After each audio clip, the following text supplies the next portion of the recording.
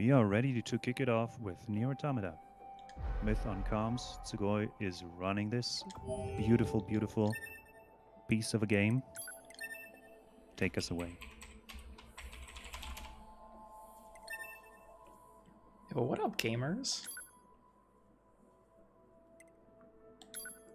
So, this is NieR Automata. It's a video game, as you might have been able to figure out. We'll be doing nding, which is all major endings, basically. And yeah, we're gaming. I am Tsugoii. I will be your runner of things. And I'm Ethereum.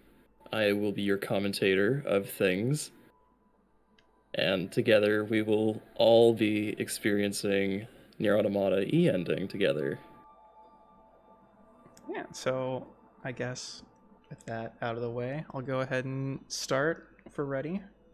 We are ready for the countdown. All right, 3, 2, 1, gaming. Good luck. Yeah. Everything that lives is designed to end. So yep, We are everything that lives is designed to end. This game starts off with like 4-minute long auto scroller, kind of, or 4-minute long section of boring, however you want to put it. But after that, this video game is very broken, and wonder if we'll very ever have the chance fast-paced to kill him. for the most part, and very fun. And that was interesting. But yeah. This is command. Yeah, so NieR Automata is a very close game to my heart and to all of our hearts here. This is going to be a long category. E-ending does go through all of the major endings of this game. If you're not familiar with it, NieR Automata has...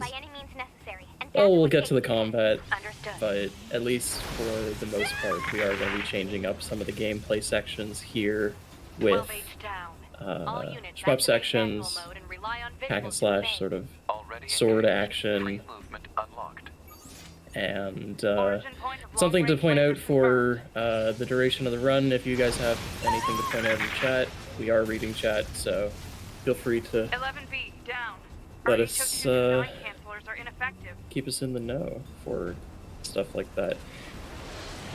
A lot of the shmup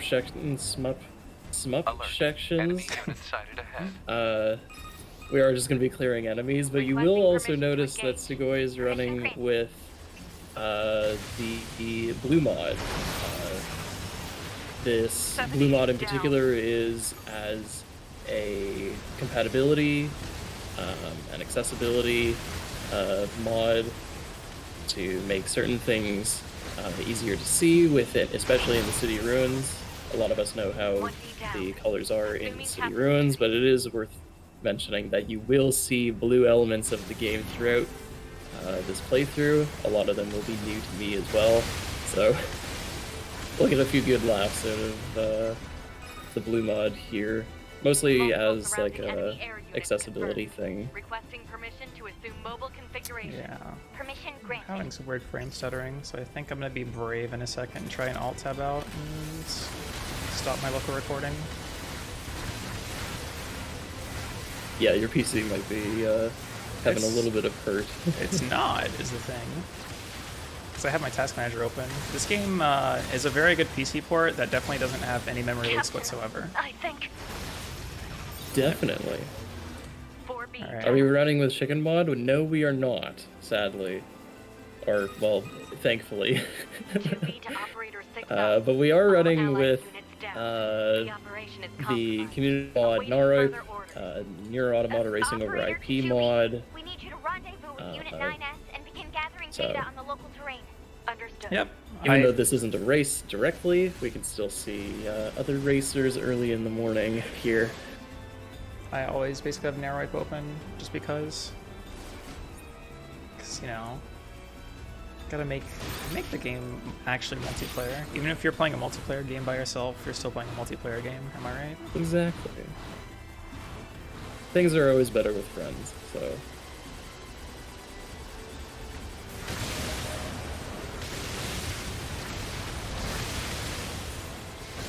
So here we're just finishing up the intro and first shmup of the game. This section is the prologue to NieR Automata. Specifically, this shmup it's like a 4-minute shmup or so. We are getting to the end of it, but we will be going into detail on the combat moves we have available to us. So immediately right off the bat, what we're able to take advantage of is the short sword. Thankfully, the game actually gives us this loadout right off the start. We're able to take advantage of the short sword being in the heavy slot, and basically just dashing and pressing heavy with the short sword just gives us 5 times damage, which is pretty incredible when you think of it, because usually, casually, these sections take significantly longer, but we are going to be blowing through them pretty quickly here. Yeah.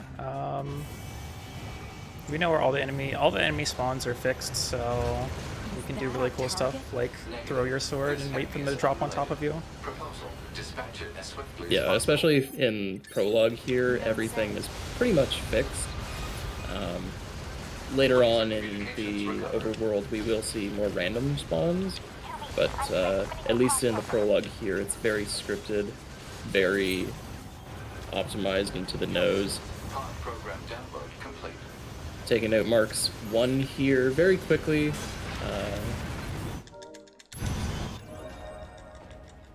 Basically just waiting for dialogue as soon as we melt through its health bar. Making our way to Silo 2. Oh yeah, we've already clipped out of bounds, by the way. Yeah. We'll be mentioning this throughout the rest of the run as well, but walls are very much suggestions in this, and we don't particularly care where the limits of the map are, because we're able to just go wherever we want. Nothing's ever easy. Yeah, as you can see, Opening up. combat's pretty trivialized just by DG. Like, the enemies that we can't DG, like these flyers, take, a smidge longer, but for the most part... Oh, I guess you should explain taunting, actually. Yep, so what Tsugoii is taking advantage of with the pod and its flashlight is the taunt mechanic, so she's able to get extra damage by spamming the flashlight option. So you see the flashlight's on right now.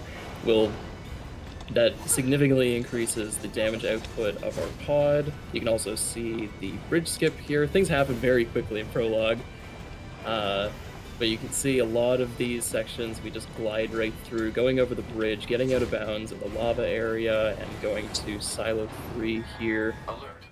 Very clean.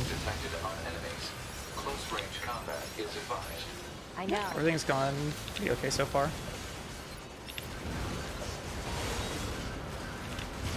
The world is your oyster, exactly, Ian.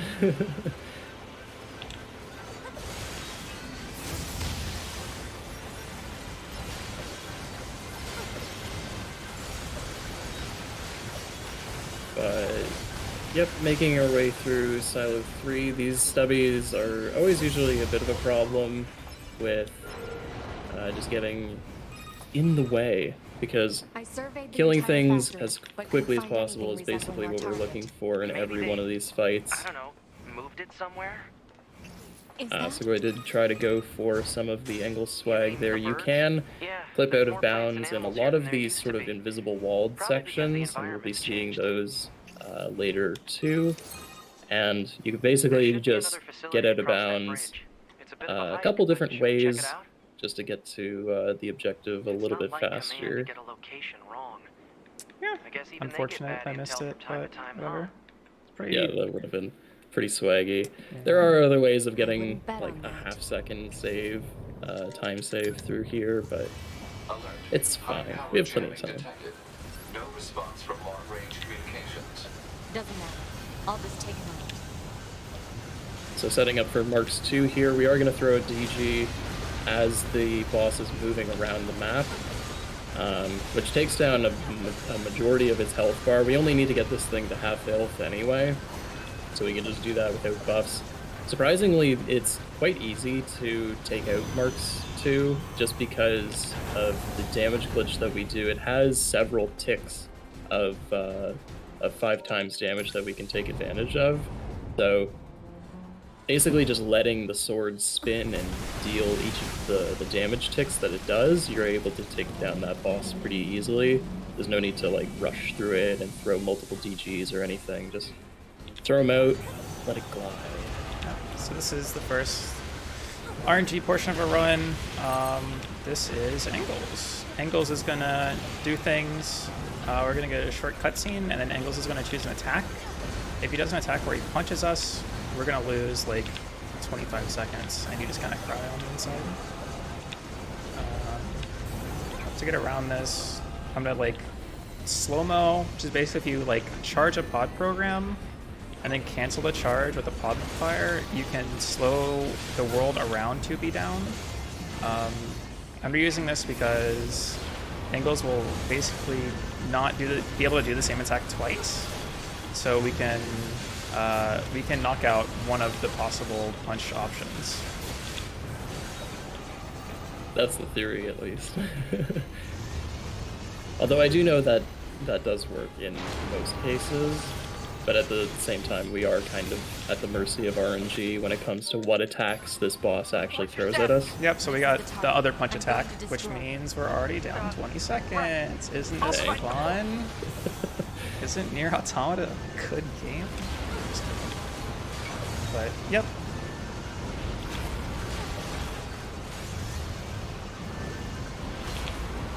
Ian failed prologue to Angles first time. Yeah, I can sympathize with that. It doesn't, so, sort of funny story, when this boss starts going underwater and breaking the bridge underneath you, the game doesn't make it immediately obvious that you have to run away. So in many cases, people just like stand where they are and have the bridge break and fall down into the water. Or maybe not obvious enough for me, because I totally did that on my casual playthrough. But we are able to get out of bounds here. Tsugoii did choose the correct pipe to stand on and do some swag. Technically, you're not supposed to be up on the edges of the map here, because you can just kind of like fall into the water. Controller disconnected for a second. Pay no mind. Yeah, the dumb movement I was doing on the pipe is called a Plunge Glitch. It's like not really useful, but it's a 2-frame input, so it's pretty pog. Not really useful. It's totally useful. In other places it's useful. Other categories. Oh, I went for a 4th. Packing in. Dang. Unfortunate. Would it be cool? 9S black box signal detected. No response to... So in this section, Angles is disabled, and we are able to run on to him. Tsugoii is showing off how to do the double lift instance there, and we are able to... Yep, there's that instance. So you are able to be forced out of the 2D section along the catwalk there, and you could basically just clip out of bounds into the trigger and immediately trigger the cutscene. Got a little bit trolled. Yeah, ninjas look a little rough. But RNG is RNG, there's so much we could really do. There were some interesting developments with trying to flip out of bounds again in the 2D section there on Angles, but I forget if there's been timing on that as of recently. So it's always kind of cool to see new things being discovered and tried in these sections, because prologue has been one of those sections that people just run through and try and find the most optimized way of doing things, and it's always cool to see new things sort of pop up through the grass here. It's definitely one of the most optimized portions of the game. A is like already a pretty optimized run, but prologue specifically is insane. Very dense. So dealing with angles here, what Tsugoii is going to try and do is line up basically the Unfortunate. animations of the boss along with the dialogue, so that way as soon as the dialogue ends, the boss finishes its attack and progresses to the next segment of the prologue here. Seized from enemy unit. Looks like it was just a few seconds too short. Yeah, that's the hardest attack to do that with. Did you already mention how much? Do you know specifically like how much damage taunt increases? Balance control. I didn't give the numbers before, but specifically for taunt, Enemy unit subjugation complete. I guess this would be taunt -1 in some ways, where the base taunt is 150% extra damage that we get. So that's multiplicative with the 5 times damage that we get from damage glitching, which is pretty bonkers. We're going to be increasing that later on in the run, and we will be, from what Tsugoii has told me, we will be running with Taunt 6 later. Taunt 6 is one of those route changes which is a little scarier, but it is a lot more fun, in my opinion. Yeah, so I think it's like 50% damage, increased damage given and received. So with Taunt 6, that is it something bonkers like 300%? I think that's Taunt 3. Okay, so 600%. Yeah, basically, late game in this category is almost everything can one-shot you, sometimes through like defensive buffs even, so All right. scary, but fun. I could. Okay, once. But basically that allows us to deal, again, even more damage. Morning. And that's a very common thread in these E-ending runs, where the biggest hurdle is really the fact that we are going to be under-leveled massively by the end of the game. Something like 25 levels or something under-leveled. Yeah. And that has a massive effect on the amount of damage that we deal. So it's a matter of overcoming that, and which I guess is a really cool metaphor for this game. But yeah. So we're going to do a little bit of manipulation here with 9S to perform a dialogue skip. Dialogue skips are another one of those tools that we have in our tool belt to get through the game as quickly as possible. You can kind of see how Tsugoii forced 9S to just like apparate in the middle of the hallway in the bunker. 9S has a tendency of doing that. He just kind of, he's too fast for this game. Too bad they can't mass produce these Yeah, things yet. let's see. Is there anything to mention? So between prologue and this portion, we lost our super big sword, so now we get to punch. And in prologue, the fastest way to move is just to dash. Now the fastest way to move is to dash and then punch. If all they want is intel, we scanner Called models are built for dash that kind of punching. thing. It's pretty amazing. All right, all right. We also picked up the, I think, 1,000 gold chest just behind that elevator. It's a pretty small increase in money, but we do need it at least to get through a little bit of the extra difficulty here in A-ending. We are limited by money because what we take from A-ending gets carried into B, so we do need to micromanage some of that money, and that includes the recoveries that we use, the buffs that we get, and we'll cover those when we get closer to desert. But flying into the city ruins here, dealing with these spinners is always a fun game. Sometimes they can spin and cause problems, but thankfully they were nice to Tsugoii. Oh yeah. Let's see. I was gonna mention something, but I forgot what it was already. So nice, good job. Don't worry, ladies and gentlemen, there's gonna be plenty of moments where we got a long run ahead of us. It's 7 in the morning Eastern Standard Time, and we got a lot of content to go through here. Nice cutscene skip. Usually that's like, I think, a half-second time save, which is pretty cool. It's not obvious that you could skip that cutscene. But making our way into city ruins here. Oh yeah, I remember what I was gonna say. So we have access to self-destruct now. There's a little something you might have seen really fast when we were going through that menuing. SD is broken. It's pretty weird. We're going to be using a lot like late game for just raw like AoE damage basically, but it also gives us a lot of additional utility with like animation canceling for movement, or what else do we use it for? It's helpful for some sections where, like, you could see Tsugoii instinctively tapping self-destruct here to talk with these NPCs. Like, it helps with movement managing, it helps with animation managing, in terms of canceling things, getting height. Like, SD is one of these, like, Swiss Army knives that we have, like, at any point in this, which is super handy, and it's an integral part of the overall movement and combat in this. We are going to see more of that, specifically with 9S, but for 2B, it's all smooth sailing here. We are picking up some items with these side quests here, so very conveniently the blue dots in the green grass, very convenient. Very nice for me. Big plants too. Report. Records show that vegetation has grown to Okay, well that was a little bit of a mistake.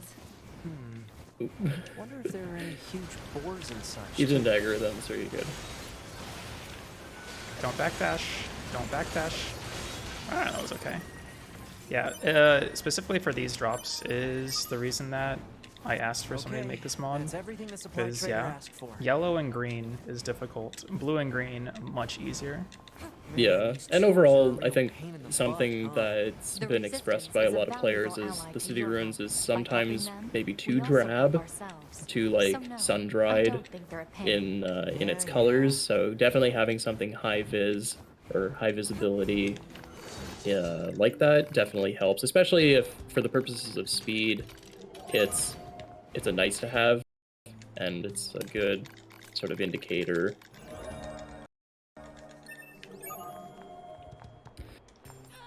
So we are getting some rewards from these NPCs here. We will be going to the desert pretty soon. Very quickly, we did upgrade our short sword to level 2. Level 2 Virtuous Contract enables a little bit faster attack speed, so we are going to be taking advantage of that attack speed and extra damage. Attack speed in this case to do dash swings. Dash swings are pretty similar to dash punching, so this is just a dash and a running swing. So we just chain those two so that way we can get to where we want to go pretty soon, or pretty quickly.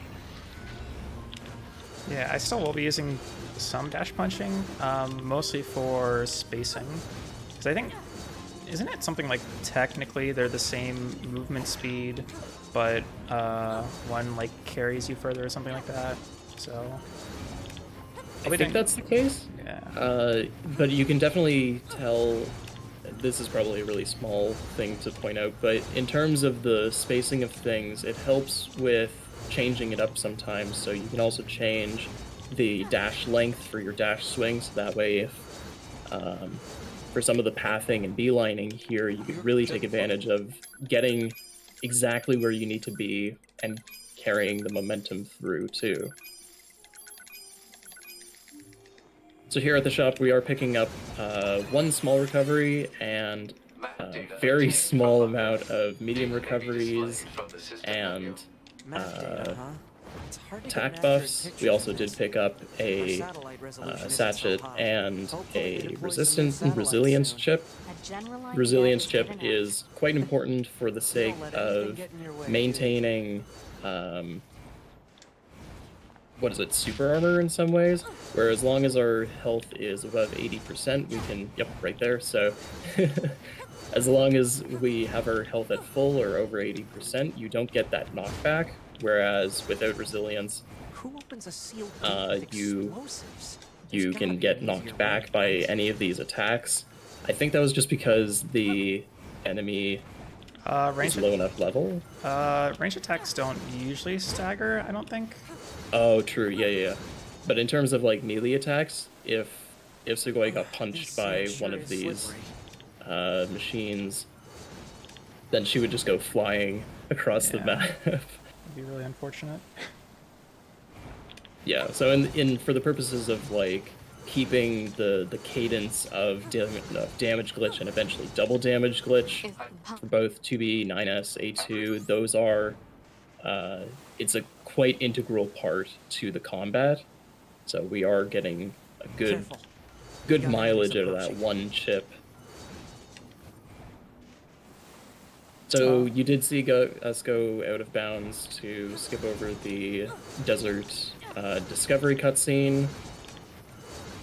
Clipping out of bounds is again one of those things that we just do at any point in this game. Something to point out here, sorry if I'm talking over you, Tsugoii, but one thing to point out. Yep, so one thing to point out for those flyers, that was a good triple. That one laser, those flyers do give us a chance to get a taunt chip. Usually in the run we only buy taunt chips from a mill, but we are able to earn one if one or multiple from those flyers. Those desert flyers do have a small chance to give us a taunt chip, anywhere from taunt 0 to taunt +2. So taunt +2, I forget the numbers exactly, but taunt +2 can actually give us some good damage boost here for the desert section, especially with Adam and Beauvoir. And even just getting us some extra money too. Higher level chips do sell for more, so we can actually take good advantage of that, especially in ending where money is pretty tight. For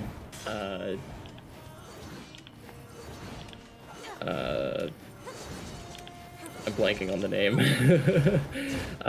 Apartment skip, desert housing skip here. Yeah, there we go. Yep, desert housing skip. We are able to take a shortcut through this section and basically just go from the entrance to the pit exactly. We do need to pick up some triggers here, so we're just gonna take a leap of faith and jumping into the void, grab one of those triggers and turn around, hop right into the pit, grab the other trigger and fall right in.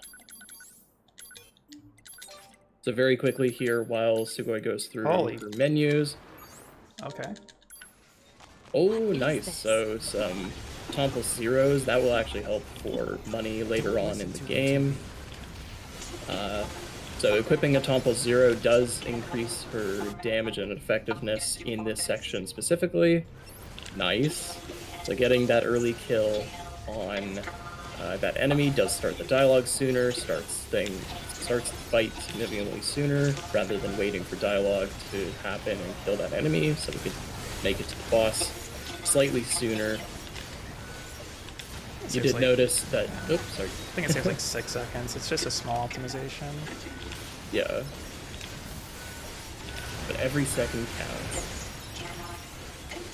So you did notice that Tsugoii equipped 2 short swords on the heavy slot. That ensures that we can do what she's demonstrating right now with the damage glitching. So damage glitching, you can throw out one sword, and then you can weapon swap and throw out another sword, so that way you're basically doubling the amount of damage that you can output by having 2 spinning swords dealing that, and you just repeat over and over, so that way you just lay into these bosses and take them out as quickly as possible.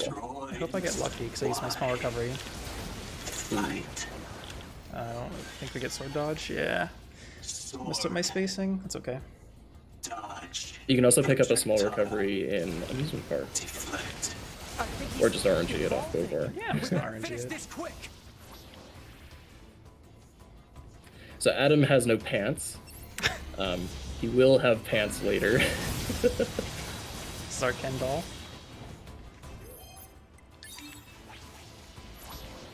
That was a really wide laser, good lord. Good timing on that. Basically just waiting until Adam gets down from the beam that he's on and taking him out as quickly as possible. Sometimes he can give a little bit of issues with the attacks that he chooses, but getting a little bit of manipulation with the missile pod, you can keep Adam where he is and keep him from moving around too much. Alright.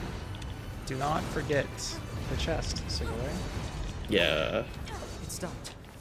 Looks like we're safe now. What the hell just happened? I know. I've never seen a machine like that before. We better report this to command. Just a quick sip of water. Going up Let's move to an area to with better reception so we can box contact clip here. command. Box clip does let us skip some of these enemies as well as the dialogue in this next section. Oh, that was weird. YOLO?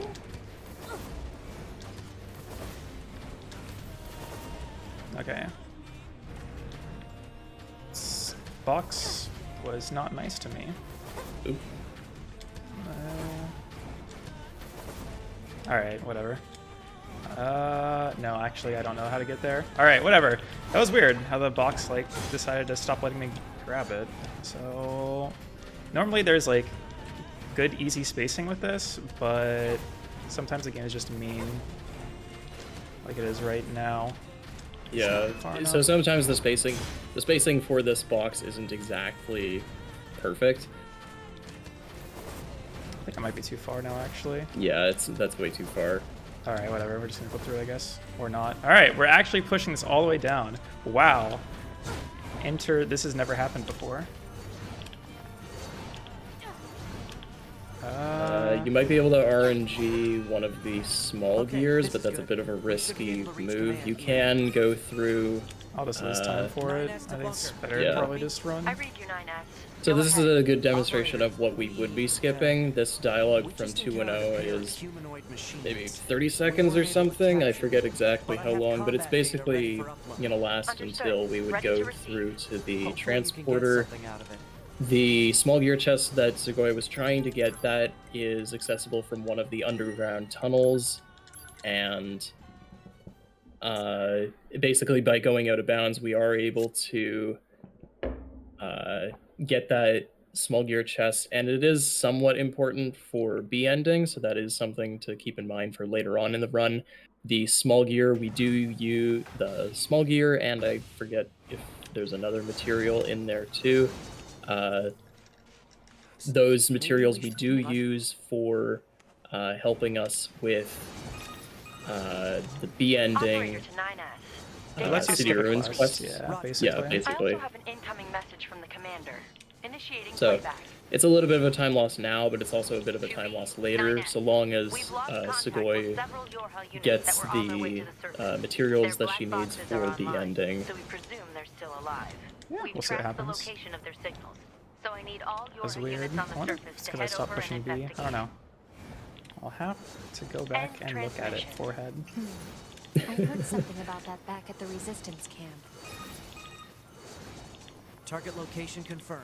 I'm worried about the other androids. So making our We should way probably check to this. Looks like our surface the routes amusement have cut park off. here. Maybe we can get Something you that's from always underground. baffled me is getting over this barricade. We've always thought that this was possible, but I don't know why we thought we could just go underground through the sewers. This is way cooler. I love watching the sun like move through the sky and just kind of like do this weird pattern over the rocks. Yeah, so we go back down because we have to grab a trigger. So we grab the trigger, and then we're gonna schmoove.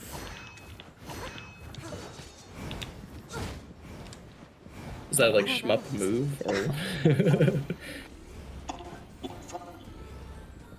What So the? just high jumping over the entrance of the amusement park there. That does skip a cutscene, so that's helpful for positioning as well, so that way we could stay on this beeline. We're going to clip out of bounds here to get directly to the roller coaster. That roller coaster we are going to be pretty much breaking in a second here, but we are able to get a good look of the water around the main building of the amusement park, the theater, and jumping up onto the rails here. We are going to pick up some triggers for roller coaster. You all know how this works. You get one trigger, you hop on you hop on the coaster. Well, not hop on the coaster, but you trick the coaster into thinking that you're actually riding it when you're not, which is pretty cool. The one difference that we are going to get for E-ending here is basically doing this little doopsie-doop around the back of, or the, I don't know what side of the roller coaster station that is now, but basically going around and getting one of the triggers that allows us to get this transporter. That's going to be important for B-ending. Oh my And gosh. Come on. yeah, this box is always a little tricky here. I'll slow mo a little You bit. should have enough time. Basically, what this clip allows us is a slightly better beeline in terms of getting to the spear, because right now we're basically just waiting for 60 seconds, 40, I forget exactly how long the coaster ride is, but we're basically in free time mode here now, where otherwise we would have been waiting through the coaster ride to get here, or instead of waiting on the coaster, we can run around and get to here, so that looks like we had just enough time to run, grab the spear, jump up in the air all the way back to the theater, and come right down to the boss. Which is, like, you have to have, that's like some Superman leaping, if I've ever seen it. What the hell? Alright, let's see. Basically, 2B just jumps right up in the air. So we have just enough buffs here to deal with Beauvoir.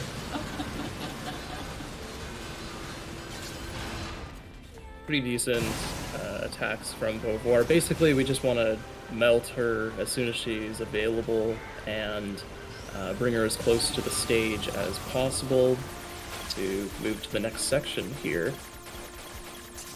We do get our first taste at hacking. Yeah, can you see Very- that?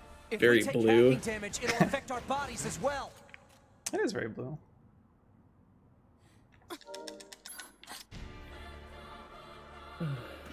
Are we serious? That first section of Beauvoir is pretty intricate casually, however, for the purposes of speed, we are not going to be experiencing any of those fancy attacks, but we do have some optimizations here with the laser, basically taking out multiple of these crucifix bodies. I forget exactly what they are.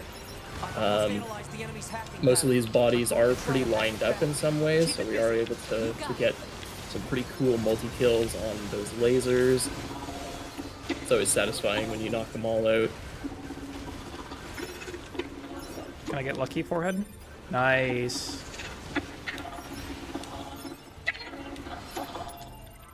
So something that Tsugoii was banking on was to get a small recovery from one of these bodies, and we're also going to equip Spear and buff up with a melee attack at the same time. That just helps finish off the boss in this final section quicker. We're also going to SD here. That's important to keep our HP low. Oh, that was jank. Okay. So, Huh. What is Oh, it? dang. that machine has So some pretty what weird Tsugoii was things trying to to do say, huh? was hop It's almost close like it had to actual the emotion. closing The machines don't door. have So feelings. basically, You as soon as said you that pick up yourself. the dialogue from 2B and 9S guess. on one of these bodies, the door to the theater starts opening. But we can use that door as it's opening to kind of squish us into the wall and get out of bounds that way. That skips having to listen to that dialogue, and basically gets us through this section slightly faster, but that is a little bit of a tricky skip because of the time pressure that's there. If you slow-mo at the wrong cadence, then you can end up slowing down the door too early and then re-accelerating the door when you're too close to it, and you're not able to clip out of bounds there when the door is fully open. Yeah, I did something jank with my camera, so I wasn't in place for it. So why don't Yeah. the machines or the aliens Another who benefit created them of being attack on the low bunker HP directly? is taking They advantage originally of that came small from outer recovery. So space, that small right? recovery we Well, picked there up are a in few the theories theater about that, is but no one important knows for because sure. we're still on Hard to tell critical what HP, so we're less than 25% of our health, but we can still die in They pretty all have, easily like, here files. if we're Looks not like they really don't careful. want to fight. But that also allows us to spear dash. So spear dash is one of those movements that we will be using throughout the rest of the run here to get a pretty significant boost in our speed. That speed is dependent on the level of our short sword here, and the higher the short sword level, the faster we go, pretty much. Yep. Spear dashing is cool if you're a zoomer. 4, 5, 6, 7, 8. Come here, Moosey. This is not on a rock, so please be nice. Thank you. No boars, unfortunate. What's wrong? Unfortunate.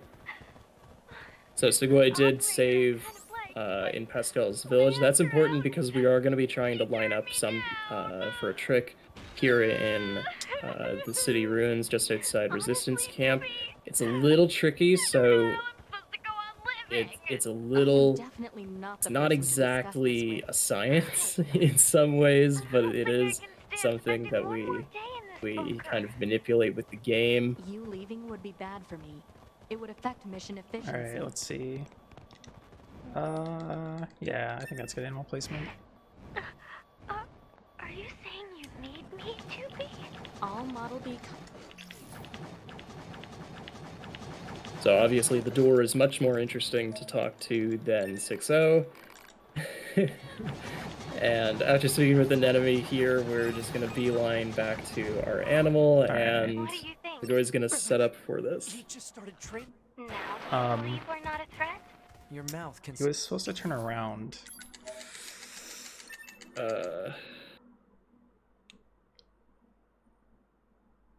Oh, I guess Dang. I guess two things have gone wrong this run.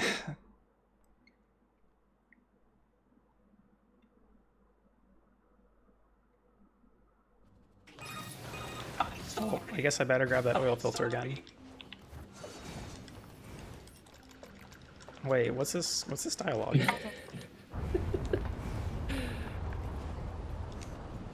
What's that noise?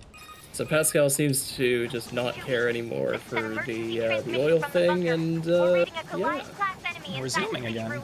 We're resuming again. Why is there an emergency in the city ruins? Because we death warped.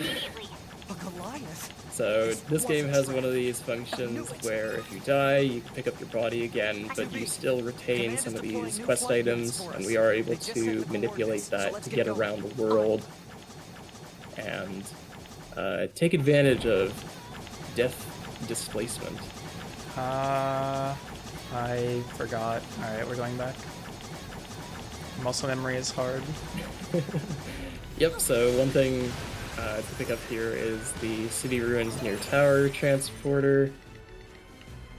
This will help with B ending for 9S.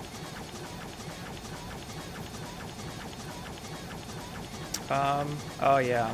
So also the thing with the small recovery is if you're on 1 HP, you can't SD, so you can't spear dash. So we make sure, like, you grab the small recovery so you die faster, but you need to at least use a recovery to be able to spear dash, which is fast. And if so. you only have medium recoveries, then that puts you outside that critical HP space, so you're not able to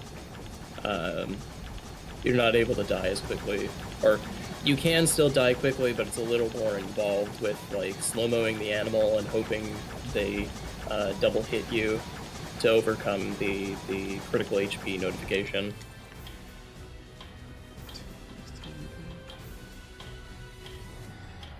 Nine, 10, 12, 13, 14. So this is a really nice trick in regards to skipping a pretty substantial fight, because this Engels machine that's standing outside the building is a little annoying to fight on it with like melee attacks and stuff, so instead we just skip it by clipping through one of these very small holes in the wall and taking full advantage of the fact that not only are the walls a suggestion, but the invisible wall that gets put there when the path is like destroyed, you can still make it out of that fight by just like jumping over the wall. So we could very easily avoid that fight and take advantage of just going to the fight units. So you did see Tsugoii used both her pod programs on the Angles machine along with a ranged buff that helps with dealing enough damage to the boss to basically two-shot it.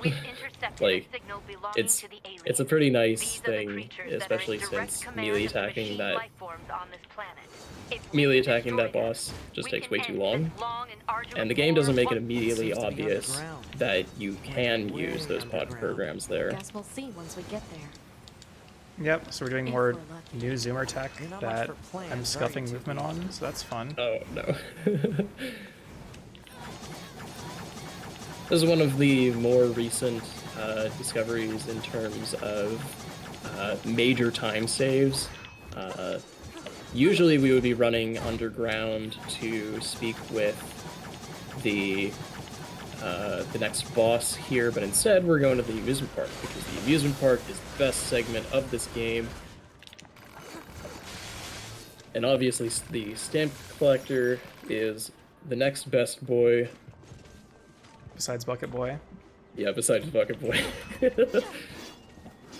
So something that's unique with this quest giver is that when we speak to them, we can still kill them and move at full speed, whereas any other NPC that we speak with, we can't walk away from them in some ways. Basically what's happened is that we've killed the NPC and taken his dialogue, stolen it, if you will, and basically run to the boss. Look, And we're able to dialogue skip, because when you have an open text box, dialogue basically gets welcome destroyed to and the graveyard of face bonked with each other. And since negotiations is basically just a waiting game, we can keep this dialogue open and skip the fight just for watching a cutscene. So it's pretty funny how watching the cutscene there is just faster. Yeah, the real reason is I just, I hear the prices of the amusement park are more than just free, they're deluxe, and I really went in on that, so. Damn, yeah. 2B, this is Operator 60. We now have an operational transporter Yeah, in the that city is ruins. very cool We're tech. attempting to deploy them at other points Found as well. by Oliarch, who About I time try we to had copy in access to every those. regard. Care to fill me in? transporters. They let you transfer your consciousness to a temporary body back in the bunker. I heard some tech. So one thing that we did pick up in that tunnel there, making our way to Jackass here, is the chest that has the 3 titanium alloys. That it is important for potentially upgrading our short sword to level 3. Hopefully we can do that at the next bisection here. However, that can be eventually upgraded at a later point, just because the length of these runs do give us more opportunities to get those materials from these enemies and see if we can upgrade our sword at some point.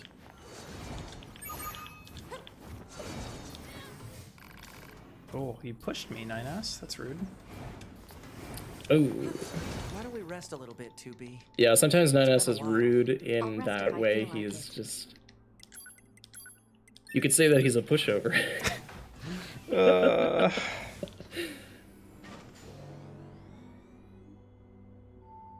Yeah, so this is where we do our first, or I guess our second shopping trip out of many shopping trips. Well, there's a few. This is sort of the critical point in the A ending segment of E ending, where hopefully we have enough money for the things that we actually need. Because of the fights that we go through here, it does give you some money, but if it's not enough, then sometimes it can be a little precarious. No VC3. Wait, that's bad muscle memory. And then I'll get rid of some of these as well.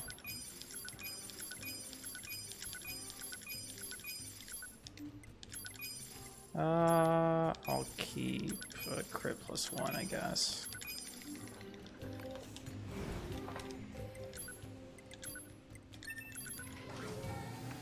So some of the materials that Tsugoii was looking for were severed cables and dented plates. So it didn't look like she had enough to get there and upgrade the sword, but we do have the potential for later, either before Groon, in City Ruins in B, so we can still upgrade that at some point, but in terms of getting rid of the chips in her inventory to make room for more, make some money from the chips that we have. She did sell. Right? I think I had like 47k or something. I'll see in a I second. didn't look at the total. I check. We'll right see here. in a little bit. The worst case scenario, if you don't have enough money, you can always just fish. That's always... Yeah, you have 48,000, it's fine. So we are able to equip resilience and a crit, although I think in some cases it... Oh, I'm at the wrong spot. Yeah, that might not be far enough forward. Yeah, I thought I was farther forward than I was. Forehead. Good job, me.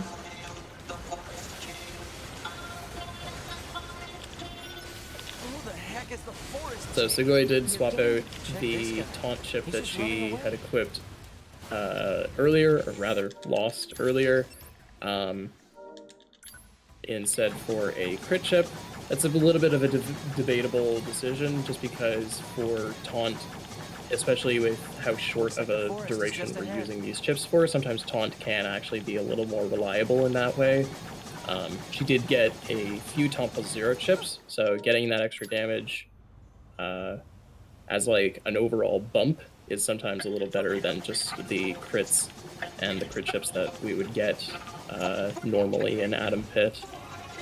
But regardless, getting those chips in the first place just sets you up for better money management, especially when trying to get these higher level chips from Emil. So, making our way through the forest here and doing a little bit of the zoomy movement through here. A lot of these rocks you can spear dash over, but at the same time, because of the way that spear dashing interacts with some of the geometry here, you can still get like airborne, and sometimes that does mess up the beelines that you can take. Bad movement, but whatever. It works.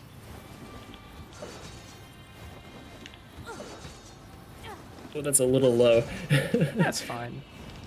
So getting over the moat here in Castle, we are able to take advantage of one of the very few instances that we do need to long jump. We can, so we can take advantage of those attacks and movements to get across the moat.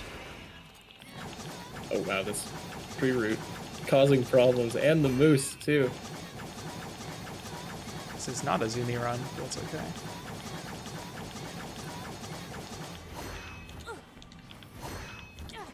So conveniently, we can just hop out of bounds in the courtyard there and hop up these conveniently placed windows. I love these windows, and I love this skip. It's one of my favorites in this game just because of how complex the castle is. And I'm sure I'll say this again, but the castle is one of those segments that there's a lot of enemies in it, and if you spend a lot of time trying to kill them all, then it just takes way too long. And we don't have any time for that, so we just run right up to the top, and away we go. An android, a Yorha-type android. Alert. This unit is Yeah, this is currently A2, she wanted by sucks. Yorha. Annihilation recommended. Annihilation? But why? Let's go, 9S. To be? So A2 is one of those bosses that can kind of get away from you if you're not careful, especially for some of the damage glitch Can I placements use where... recoveries, please? What you see in front of you Controller? is your enemy. But she's... This is not good, She's but destroyed whatever. multiple pursuit androids. Now kill her before she kills you. I'm canceling my DGs too. Oh man, this is what combat should not look like. Forehead. Let's go after her, 2B. Though Tsugoii did get pretty lucky in the sense that A2 only dashed away once. But I mean, she is able to take advantage of that because A2 will drop from the center of the arena, so you can predict that happening, which is always a nice function for that. And going to Pascal's village. So at this point, we are able to jump to one of the less favorite parts of the run, but in many cases, we are getting a pretty heavy upgrade because for the purposes of ending, we do need that extra damage, and now is one of those points that we do get that extra damage. So the chips that we buy now from the best boy Emil, we're able to set up for B ending so that way we can succeed and deal enough damage to the things ahead of us. Yep. I think Pascal just blew up right there too.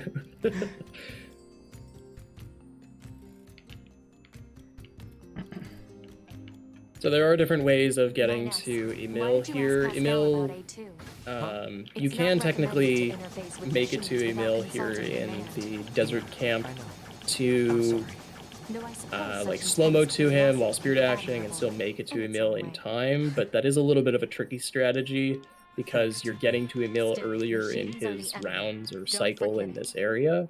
So the safer strategy is just wait for the dialogue and get to Emil in one of these safer regions here, so that way you don't need to play with the enemies that are right next to you. So please for the shop theme. So basically what this sets up for is we see both the +3 shop from Emil and the basic items from the basic items shop, so that way once you've spoken with Emil, he goes on the rest of his routes.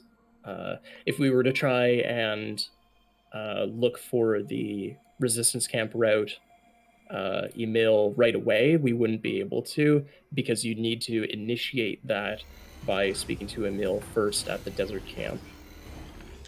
Nope. Why'd you do that? 2B, please. Can I pause? Alright, whatever, it's fine. Report. Mail notification received from Yeah, so Emil wasn't on the correct route. You slow-mo coming out of the transporter, because if Emil's nice, you can get to him immediately, but he wasn't nice, so instead we're just gonna clip and reset him. Who's ready for the party bus? Because this bus is basically what we're going to use to reload the area. And sometimes you can catch Emil right off the start here. Nice. And get nice, good. So that, because we're able to reset Emil's RNG pretty quickly by going through the bus there, we can get through these rounds of Emil RNG pretty quickly. So Tsugoii was able to pick up 2 weapon attack up +6s, a ranged attack up +1, and taunt +6. So all 4 of those are very important for the sake of getting enough damage in for these upcoming sections. We are going to upgrade our chips, or chip space. Alright, that's fine. I think you might need to unequip enemy data. I'm trying to remember as well. And health bar. I'll find out in a second. How smart I am or not. Nope, if it's, yeah. Oh, Oh, okay. So sometimes there can be some issues with space in that way, where you might not have all the niceties of knowing your HP or the enemy health. Sometimes, although the enemy health is pretty important for some of these sections. But yeah, basically, once we have Taunt +6 equipped, you can technically choose to use a range attack up +6 for this upcoming shmup section, but it's more of a personal preference thing. We do need to deal enough damage regardless, so either making up the time later on, it's up to the runner. But you did see how we were able to go through this flooded city section pretty quickly here, so instead of going through the tunnel to get to this area, you can just go straight from the city ruins and the resistance camp. Basically pick up the triggers that you need, spawn these fights by just plunging down to them and getting where you need to go right away without having to run anywhere, which is awesome. We're able to take advantage of that dialogue there to skip some of the slow dialogue here that you have between Commander and the characters, so we're able to just spawn in the flight units and get to the every runner's favorite part. Grun is one of these long sections. Yeah, we just get to have some fun, loaf around, sit back, relax, take a sip of water. This is the unfortunate part of the video game where, like, you have to pay enough attention to not mess anything up, but you don't actually get to do anything cool, so you don't get to fully pay attention. Contrary to popular belief, we're going to do this again in B, and I actually like doing it in B. But during A, it sucks. Too early for a good break. Groom facts. Did you know that Grun is the name of a cute girl? I had no idea. Wow.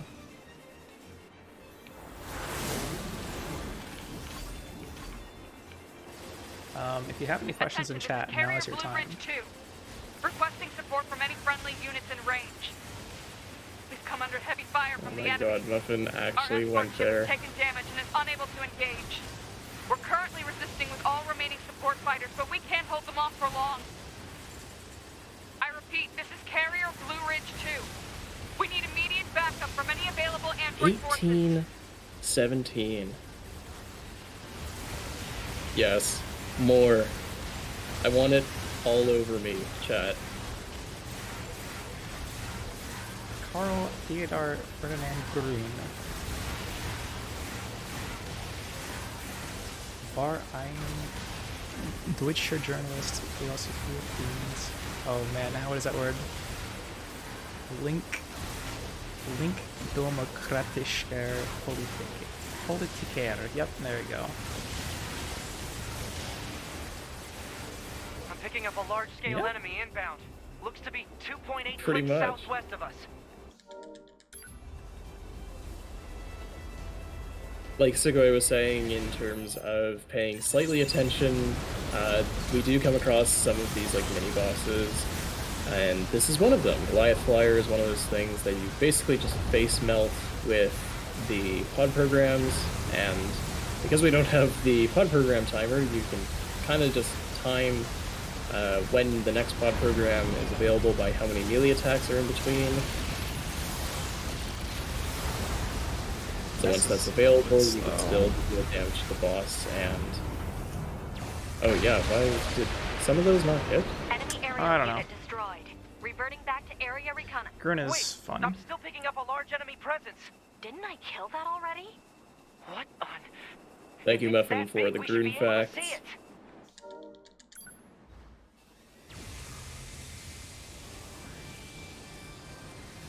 Alright. So, unfortunately, we aren't able to take advantage of many of the speed... Sorry, that's my water bottle. Many of the speed tech that we have.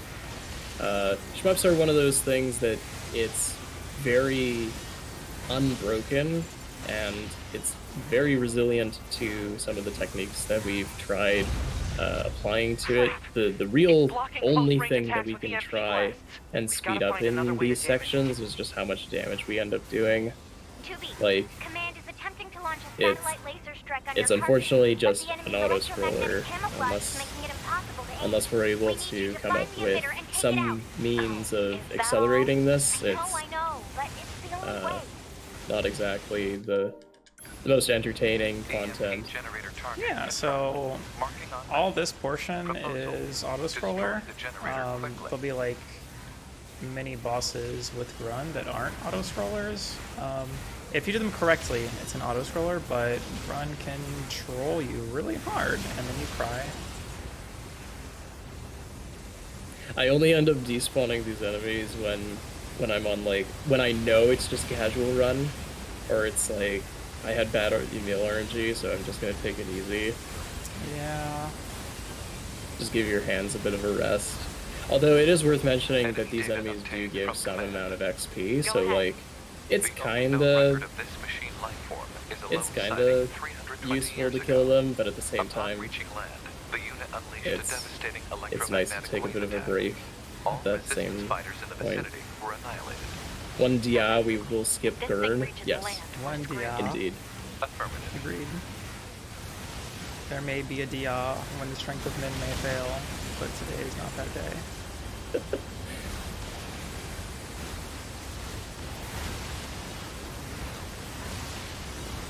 So yeah, what's everybody having for breakfast? That's the real question. I had some cereal with milk. I could probably have gone with some tea, but I didn't have enough time.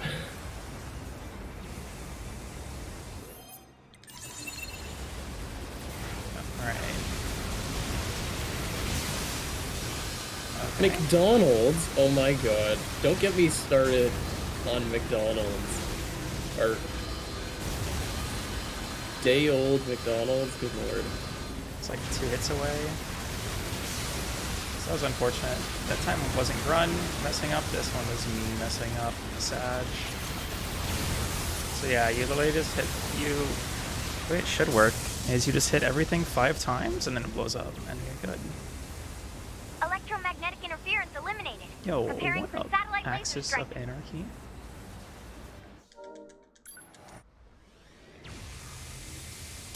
This camera's fun because if you skip that cutscene, the camera just does this. Yep. Good stuff. I'd love to know why that happens. Like, are you Yorha?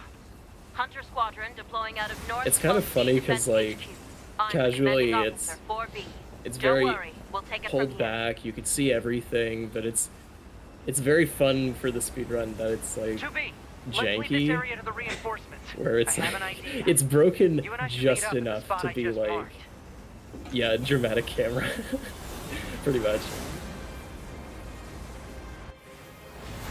We've got mortars lining the shoreline here. All the EMP shielding in the world won't help against close range. I'm a VTuber and you're gonna regret this. I think you missed out on the I'm a VTuber with big titty and you're gonna regret this. Oh man, this movement was so bad. That's fine. I'll help aid. Oh yeah, didn't I think I saw the tweet for Yokotaro being on the FF14 stream, but I didn't watch that personally. That's right. Lay down some fire. Yeah, that's what he usually does. If it gets like too hot and he doesn't want to be on camera, he'll hand somebody his head and then he'll go backstage. He's done that with some of the letters to the producer before. Yeah. I just grab like a mic and go off stage. Yeah, good old shy girl Yoko Taro. That enormous machine is an ancient weapon. It was designed to help annihilate the android. I love how he commits though. Yeah. It's except for the one Games Developers Conference. Yeah. So I remember it. The moment it reached land, it went berserk and began attacking But I mean, everything in sight. the man is a walking meme, so you gotta lean into it. Marooned it deep in the ocean, but it seems to be searching for a way back. Huh. Let's see, we have 3 minutes of Bren left. K2B, I think I have another idea. It's almost over, You keep but that thing don't right you where it worry, is, okay? we'll get to experience it all over Please, again. 2B, this is gonna work. Normal gameplay will resume after these messages. Yeah. For like an hour and a half? Leaving the front line. 45 minutes? Proposal. 9S should be reported to command as a deserter. No! He has a plan. Just hold on.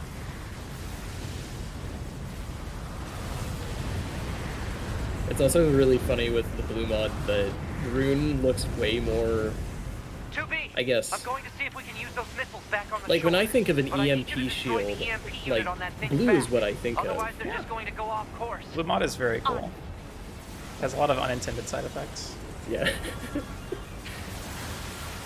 It's mostly because the shader's used in like everything. So it's basically changing what the game determines as white to be blue. Yeah, That's which basically what.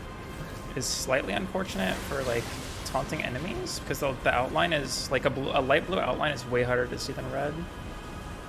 But if you just always mash, it shouldn't matter. Forehead. Yeah. Especially in segments like this where it's like really foggy and there's a lot of like dust in the air, you can kind of have a little difficulty with that because the red outline is slightly easier to see, but at the same time the blue sheen on things looks pretty nice. So this is Grun trolling me. I did nothing wrong. Sometimes Grun just be that way. Yeah, we're really at the mercy of RNG on these 3 generator cores because sometimes they can turn the wrong way, and it's pretty unfortunate when that happens. And it's really interesting too because on Grune's body, like there's multiple generator cores, but we really only deal with 3. Yep. So like, It might just be generated for other things besides the EMP. Who knows? probably either that. Oh my god, could you imagine if they were planning to make this section longer? Give the people what they really want, more shmups. Yeah, exactly. Like, you know what I really wanted to do? I wanted to have like a 40-minute shmup Oh section. my goodness. You want a way to make sure nobody speedruns your game?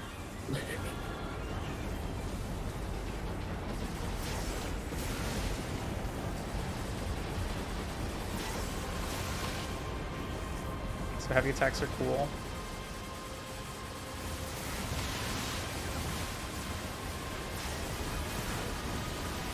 It's always satisfying getting these like multi-kills with the heavy attacks, because it's like the one opportunity that these heavy attacks on the fight unit are useful.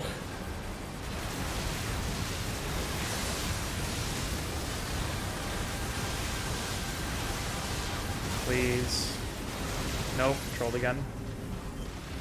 No. No. It'd be that way.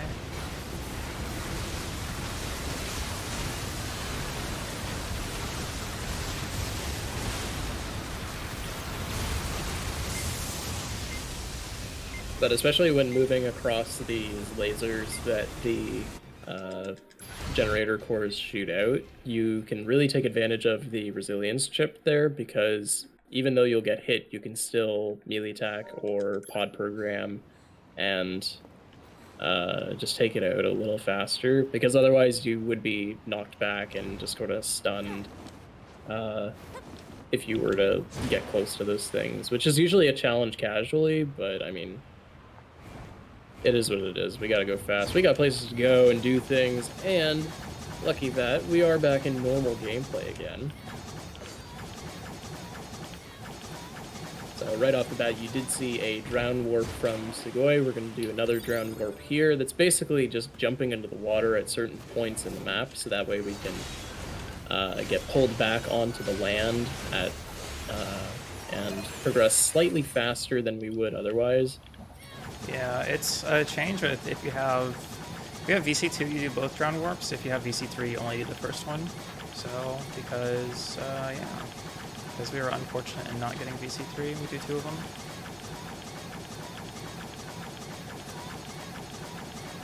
So heading up to Copied City clip. This clip is pretty tough, although having the spear, something we didn't touch on with spear was how easy it is for spear to clip through these segments, because spear has a pretty fast and quick sort of thrust when you either thrust on one of the light attacks, but also when you jump and light attack with the spear. So you can use that to clip out of bounds, and we take full advantage of that in many of these sections, where usually what we would try and do with a heavy hold or with the short sword, we can take advantage of the spear and basically with much more leniency because of the clipping power of this spear. It's just way better than anything a short sword can produce. Life forms, I suppose, have a keen interest in humanity, love. And we're going to use that again here. So this is mansplaining skip. War. Nice. So mansplaining, because you're locked in this arena under normal circumstances, you have to fight Adam and get through this, but because we don't have any time for that, we're basically just waiting for this dialogue to elapse, and having conveniently there is a dialogue skip we can do with this elevator. Very swaggy elevator, button pushing there, skipping the animation and opening the elevator slightly faster. 1,000. Only then. Proposal. Performance at regular Yeah, you're good. That's just how I don't mess up. Yeah. So that's actually a pretty cool trick from another runner named Bubzia. Bubzia was able to skip that dialogue by basically, in pod padding, what 2B's character does is basically move back just very slightly, and if you basically use 2B's butt to skip the dialogue, which that's a sentence. But you basically scoot into that dialogue, you skip the rest of Adam's monologue, and you continue on. And generally fighting Adam here is pretty scary with Tom plus 6, especially with Tom plus 6 because of how much damage Adam can deal.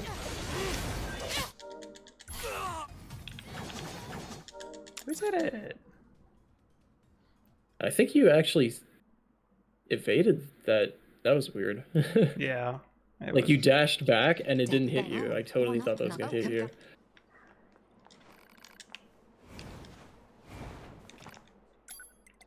So one of the more notable skips here that we get is Commander Dialogue skip.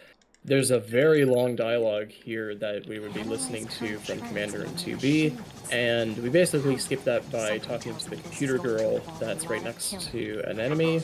So there's sort of a ring around an enemy for where that trigger begins, but you could dialogue skip that.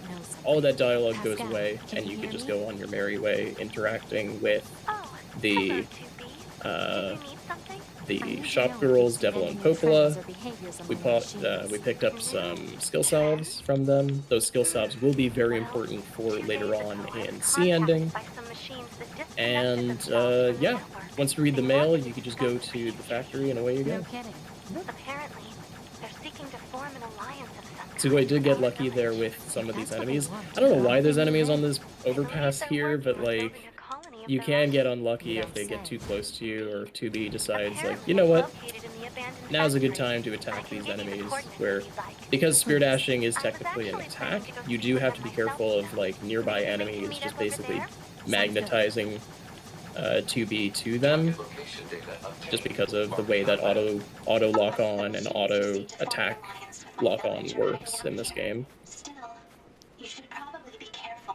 Winning machines can be rather unpredictable. Cool check that doesn't matter and is old. In truth, yes. Yeah. Now that we're cut off from the network, we no longer share data with each other. So once we're in Factory is one of these fun, intense sections, even more intense nowadays because of Deep Factory Skip V3.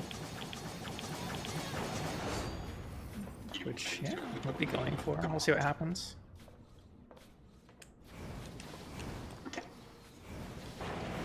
And because I hate myself.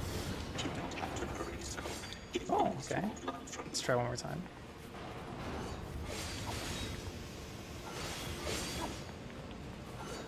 Might be a little more left. Yeah, there. Going for the real swag. Oh, we'll kill one. That's good enough, I think. I guess if it really matters, you can get XP from those enemies, but like... They're really low level, I think. Yeah, really low level, and I think just the default enemies for the factory there. 2 XP. Yeah, pretty much. Really I mean, every little bit of XP counts, but I mean, a lot of these goalposts for levels, because they're basically just thresholds for XP. Like, 1 or 2 XP isn't really going to make a big difference. It's more like a couple thousand XP that would make a huge difference. But it all adds up. It's dumb though, because if you fall, you'll despawn the robot who's walking with you, and you just lose like 30 seconds. But who cares? XD. Not getting all XP. Okay, Aloe.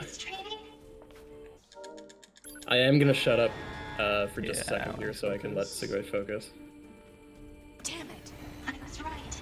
This is shady. Fascinating, though. I have never seen machines with such Hello? unique perspectives. That was weird. I wonder if there's a way to collect. Less talk, more running. 2B to bunker. We've had a run. 2B. The door on the other side of the room just opened. Let's check it out.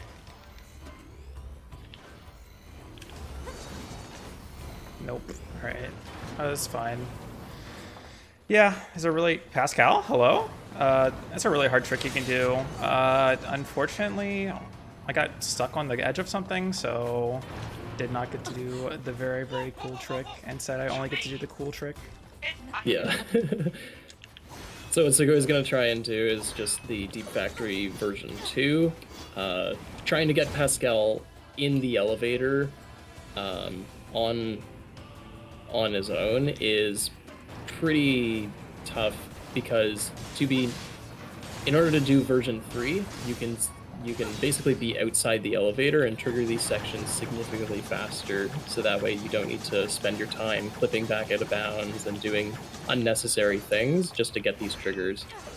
At least for this section, it's the same thing, so you're still getting triggers in the various points of Deep Factory by plunging down from this enormously high segment. Nice. So... Okay, it ate my... That's fine. Ate my dash. You should be able to glide down. Yeah, just unfortunate. So basically what happens is that when you get that second trigger, basically midway through the Deep Factory area, when you get that, because you've been falling for long enough, you warp all the way back up to that top area, and you can basically plunge down to the very finish of the Deep Factory area. There's lots of things that are going on right now. Deep Factory is one of those areas that is pretty similar to Prologue in how optimized it is, because these elevators are just really annoying to deal with. Yeah. So there's a little bit of a taste of being outside that elevator on our way to the boss here. So you can imagine that being outside, not only can you leave the elevator sooner, but you can also trigger get to where you need to be going slightly faster as well. It's relatively the same thing. Like, you clip out and you hop on top of the elevator, and you have to make sure that Pascal's in the elevator. Yeah, it just saves even more time, but it's harder. Yeah. Hang in there, 2B. 90%. So now we're just hanging out. 92. 95. 98. Very literally. We're having a grand old time. Basically just waiting for this dialogue to finish. I wish there was a better way of just accelerating this. But I think it's a time thing? I forget if you can just drug this in MG+. I just shut down the electrical grid. Enemy shield deactivated. Oh wow. So Soshi is one of these sort of gatekeeping bosses where keeping the keys to the end of nding here. It is a little bit tricky, especially with Temple 6, where it takes you down to like 5% health. If you don't, even with buff. Yeah, if you don't defensive buff, he will one-shot you, so. Yeah. You're supposed to do 6 heavies, I only did 5, because I forget how to count forehead. If you do 6 heavies in the midair, he won't attack before you get down, but yeah. It's okay. Counting is difficult. So on our way out of the factory, Tsugoii is going to try and do Shabu Skip. Oh, wow. Okay. Yeah, that happens sometimes too. Alright. This is free. I just messed up. Alright. There's a little bit of a weird interaction with the cylindrical wall of the silo that you're up against with that door. And the first time this Tsugoii tried clipping out, that sort of puts you in a weird position where you're out of bounds, but you're not like supported by anything because there's no floor under where you are. But if you're on the inside of the silo, there is a floor there, which is really strange. But you're basically walking along a very thin wall edge to skip some of these dialogues and staircases that you could just plunge down into the lava area and get through where you need to be going. Yeah, there's an even cooler version you can do, but I also messed up, so that was my backup. Yeah, that segment out of bounds is pretty difficult in the sense that if you, the floor that you're standing on is very thin, even if, even for the advanced version of the trick, where you basically stay out of bounds the entire time. Or out of bounds of the out of bounds area. Yeah, even more out of bounds. Yeah. Thanks, camera. Can you let me control you? Why Thank are you. the numbers increasing like this? I hate it when the Goliath just spawns right there underneath you, and there's nothing you can do to avoid hitting it with the plunge. Yeah, it's fine. Everything's fine. We still have... Everything's How fine. many recoveries do we actually have? That's the real question. I think I have, like, somewhere in the teens. I think so. You did take a good number of hits throughout this, so you might be low. But Burning Resistance Camp here is just a mad dash to kill everything.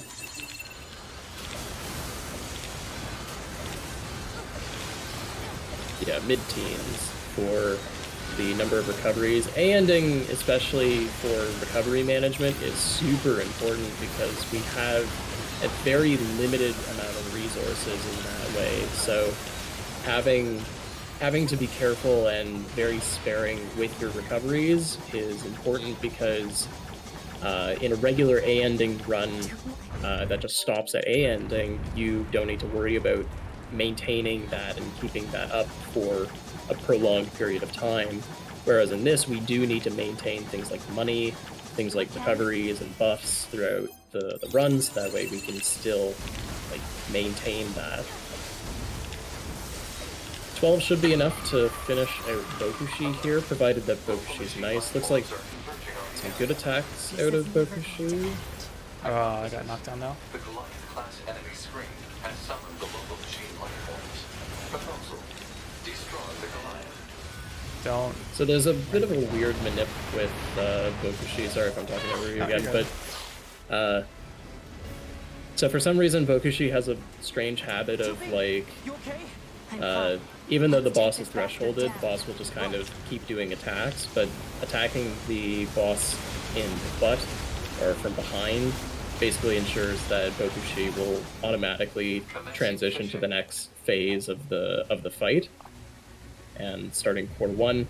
Core 1's basically no mechanics. You just run up the hill, damage the boss as much as you can, and fish at the very end for good luck. What do we do? There's too many.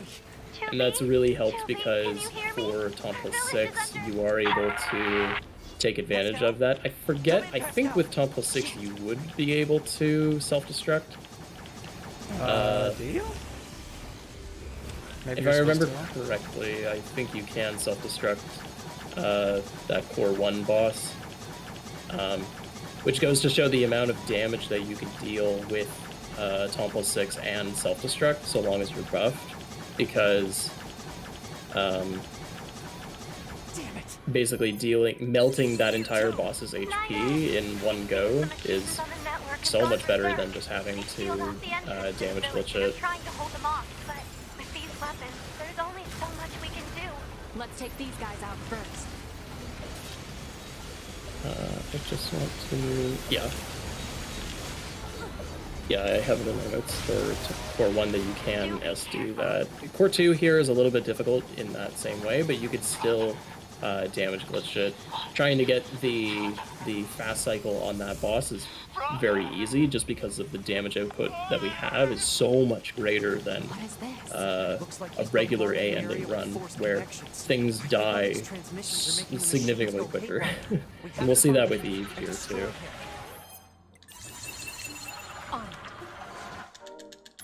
Everything So must we have the 4 final phases of A ending here. Why did you kill my brother?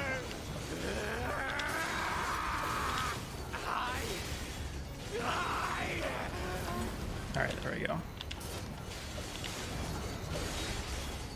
Alert. Massive energy signature detected. What is it?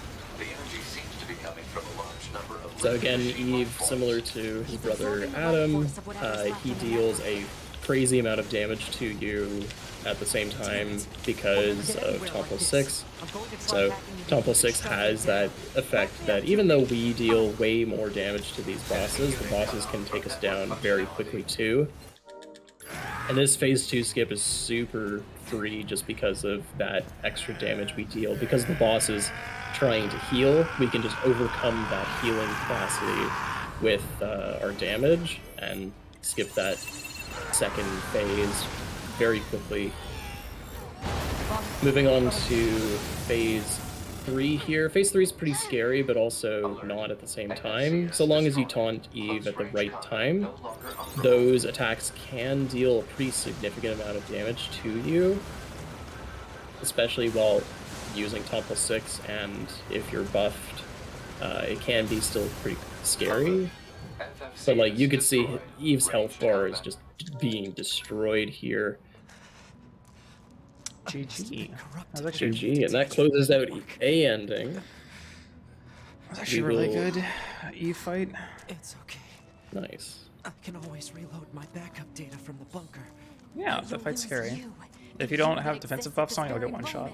Guess so, but we can't. So, all things considered, like, this is still a pretty fast A ending, at least for many standards, because of the extra time that we take to get these materials and chips for the rest of E ending. By no means are we done, ladies and gentlemen. This is only the beginning. Yep, this is only the beginning. We've yet to meet the main character. Exactly.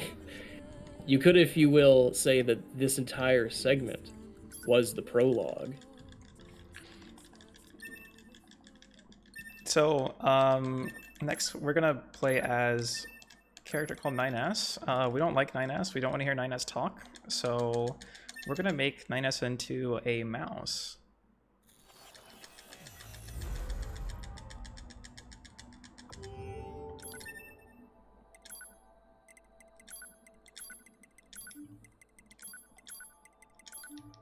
So at the end of A ending, we do get the capacity to change our character's voice using the voice changer. Voice changer is one of those fun little settings that makes things very, very amusing throughout the run, because you have no idea what 9S is saying, but he's saying it quickly. So this is our main character. This is Bucket Boy. We'll be playing as Bucket Boy for the other 3 hours of this run, so I hope you're excited. It's time, yes. If you look at my description for this run, you'll see it's all about Bucket Boy.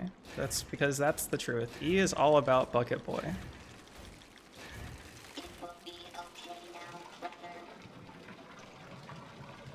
I think I have that pulled up here.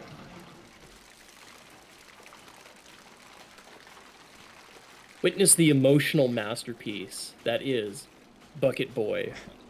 Coming soon to a speedrunning marathon near you. Beautiful.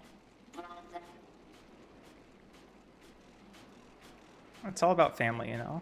Bucket Boy's just looking after his big brother. That's all it's Yeah, about. like, what else do you need? Like, this is the greatest story of the decade. Hands down. Like, oh, okay, yeah, for some posts. to Unit 9S. Oh, there you go. Perfect. The Yorha This troops category have commenced focuses their on the descent. story of Disable Bucket the enemy Boy, base's defense a systems simple, immediately. stubby robot with a simple dream to spend as much time as possible with his big brother. Beautiful. Yep, so now we're playing Yeah, as a who's rat. this mouse dude? What? I want a refund. Same. I want more Bucket Boy gameplay. Oh no, hit him. Thank you.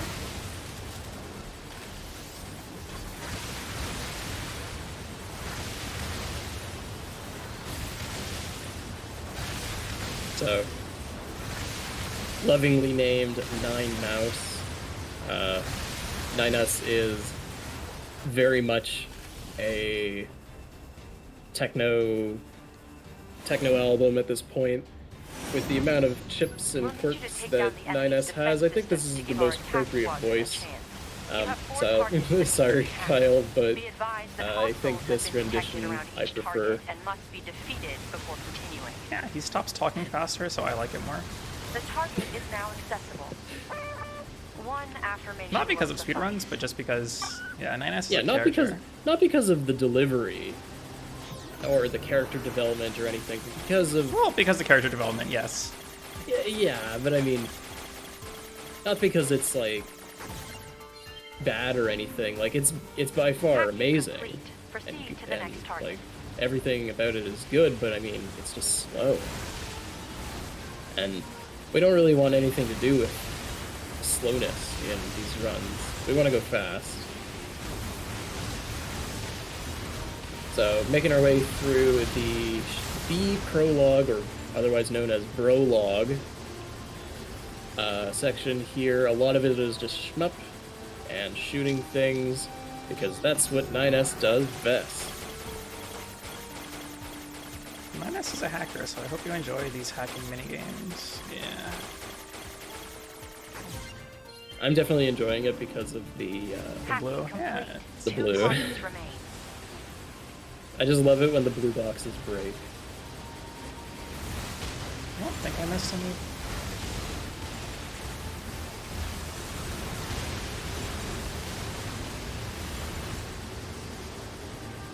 Nice.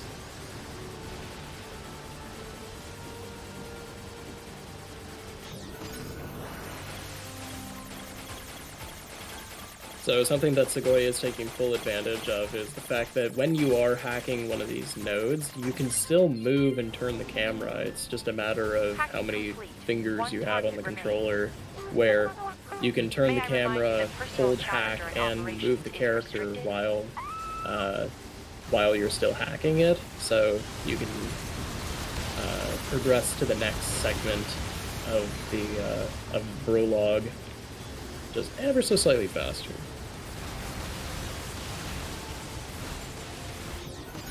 Yeah, when this game destroys your hands, so... Yeah, that's one of the unfortunate side effects from this, and especially for a long run like this, it's pretty rough on your hands, and it does take some getting used to.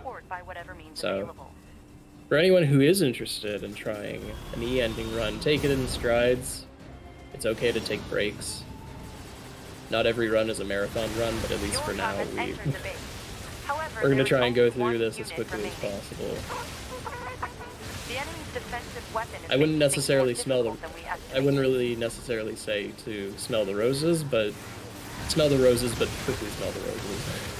Play it safe, especially if you're going to try and do something dumb like Tompa 6. Especially. You will die a lot. I will let you know when we get to the point where everything will start one-shotting us through buffs. It's pretty spooky. No. I'm trying to remember where it actually starts. Is it before 9S run? It depends on the enemy, really. Oh yeah. Usually any enemy that's like level 60, when we're progressing through B, is omega scary. Things like Eve at the end of B ending, that's definitely one of those points too. If you get hit by his attacks, it hurts. Got a one Lots of things end up hurting. Yeah. I know Eve specifically one-shots through buffs, so... Yeah. Yeah. Any elite enemy or red enemy will also one-shot you through buffs, so that's fun.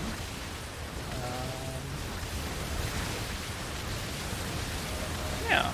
Spooky. Yeah, and that a lot has to do with the level differences that we have between us and these enemies, especially for, well, maybe not for shmups here because the enemies scale with you, but for segments like later on in C and B, or B and C, we're definitely at a disadvantage in that way because the game isn't exactly tuned or designed to be this underleveled because we've run through so many of these extra fights and side quests that we just don't have that. And we're skipping, yeah, like a lot of the things we skip, like in Deep Factory, you're meant to be farming one of those rooms, so like we lose out on all that EXP. When you see Adam and Eve with the robot ship, you're supposed to be fighting them, so you're losing out on that EXP. There's a lot of like boss fights we basically skip that end us being even more underleveled than usual. Surprisingly, a lot of our XP actually comes from shmups. Yeah. Just because there's very few opportunities to actually skip enemies in shmups, so no matter what, we have to kill these enemies. But apart from that, a lot of the enemies that you would encounter in the overworld, there's very little time to deal with those in a run setting like this, so we just zoom right on through. This is... Oh, come on, kill him. There we go. Nice. I remembered. She appears to be engaging the target enemy. Yeah, especially for A ending runners, a lot of these shmups are very unfamiliar and uncharted, just because of most people are familiar with the A ending run and its intricate movements in it, especially with like shmup waves and stuff. So in many cases, an E ending run, at least for me personally, I find E ending runs are a very fresh sort of perspective, in that getting bogged down in A ending runs can kind of feel repetitive in some ways, where E ending is it's a long run, but it's a lot more enjoyable in my opinion as an XE runner. It's more diverse for sure. Yeah. The big thing comes down to, do you like 9S combat or 9S movement? Because you can't see it yet, but with 2B, like where we go from dash punching to dash swinging and then to spear dashing, 9S has dash, and that's it. So yeah. However, at the same time, for the combat sections as 9S, as we'll get to a little bit later, the combat sections as 9S are a little more intricate in what needs to be done to get that extra damage that we can take advantage of, because damage glitch is not only for 2B and the other characters, it's for 2B and 9S as well, so you can take full advantage of that. yeah, with 9S, you also have to worry about, like, you actually have to worry about spacing your damage glitches, because with 2B, you kind of just have the sword go burr, and it works. With 9S, you can't insta-DG, which is like, there's like some situations where I just throw the sword immediately, but when you're DGing, you're actually dashing as well. But with 9S, for whatever reason, you have to do the full dash. You don't just get to like stop it at any point. Yeah, and you'll see that very, very often with B Beauvoir fights, where the objective is really to deal as much damage to the boss as possible. So you can see a lot of E runners where 9S is kind of doing a little dance around Beauvoir, just trying to get as many swords out, dealing damage glitches as possible. So there's a little bit of a positioning aspect to 9S's damage glitches in that way, where it's very old school in the sense that 2B in a lot of the scenarios before we used double damage glitch, you had to really think about like where your positioning was in a given space in order to position these damage glitches properly.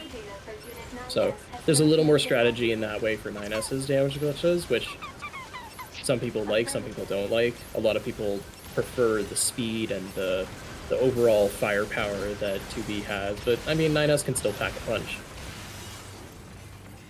in more ways than one. I'm trying to remember. I think I skipped a cutscene here. Nope. Okay. Yep, so this is 9S movement. You dash, and then you dash some more, and then you just might happen to dash a little bit. This might seem familiar. Hopefully the game doesn't bug out and max out my audio, because that can happen. Oh, really? Yep. I've never seen that one before, but I know for bugging out, yep, you it's can doing sometimes it have... right here. If it doesn't do the SD menu, it'll wait, and then when you come to, your audio will be maxed. Morning. Yep. If you really notice, the audio got significantly louder.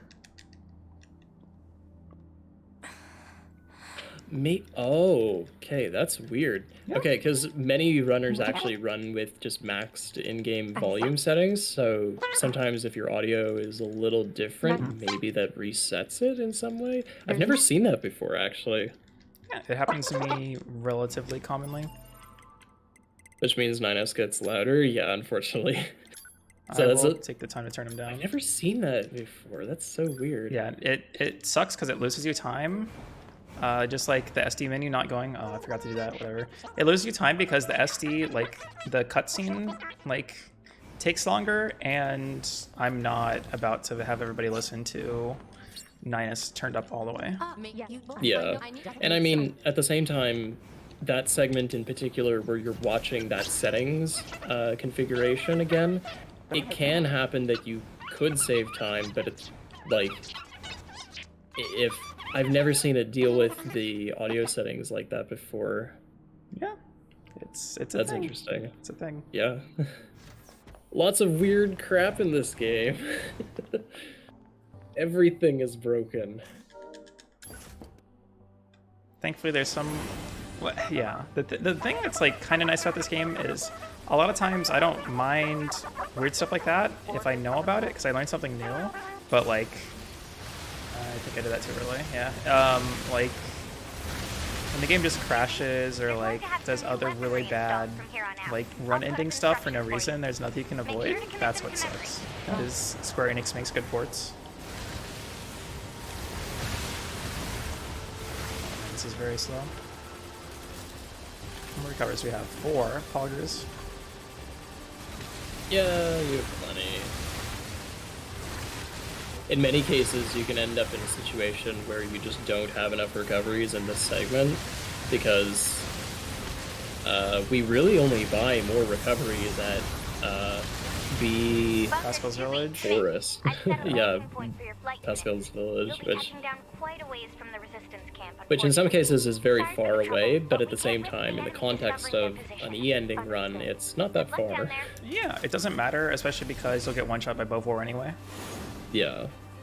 So Beauvoir is like the only real, like, I guess you do Atom Pit, but for the most case, it's fine. Imagine a well-made Dragon NieR. Yeah, I mean, I think the new Replicant game, and I think we'll be seeing that as well by One Cardinal later today, Proceed to target location. Especially with that game, I just don't think enough time has passed for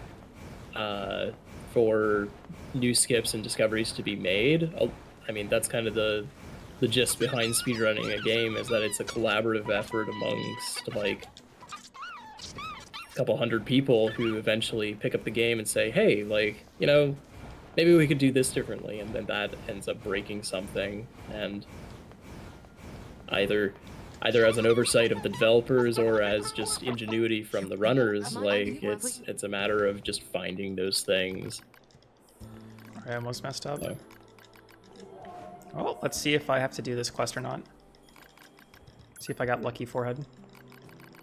I don't think I saw any small gears in your inventory when we were buying, so... Okay, yeah, we did not that get looks lucky. like both. Yep. Yeah, so that's the quest you're supposed to grab the small gear chest for, back when box clip was weird. It just means we have to go and do that quest now, and usually you shouldn't have to.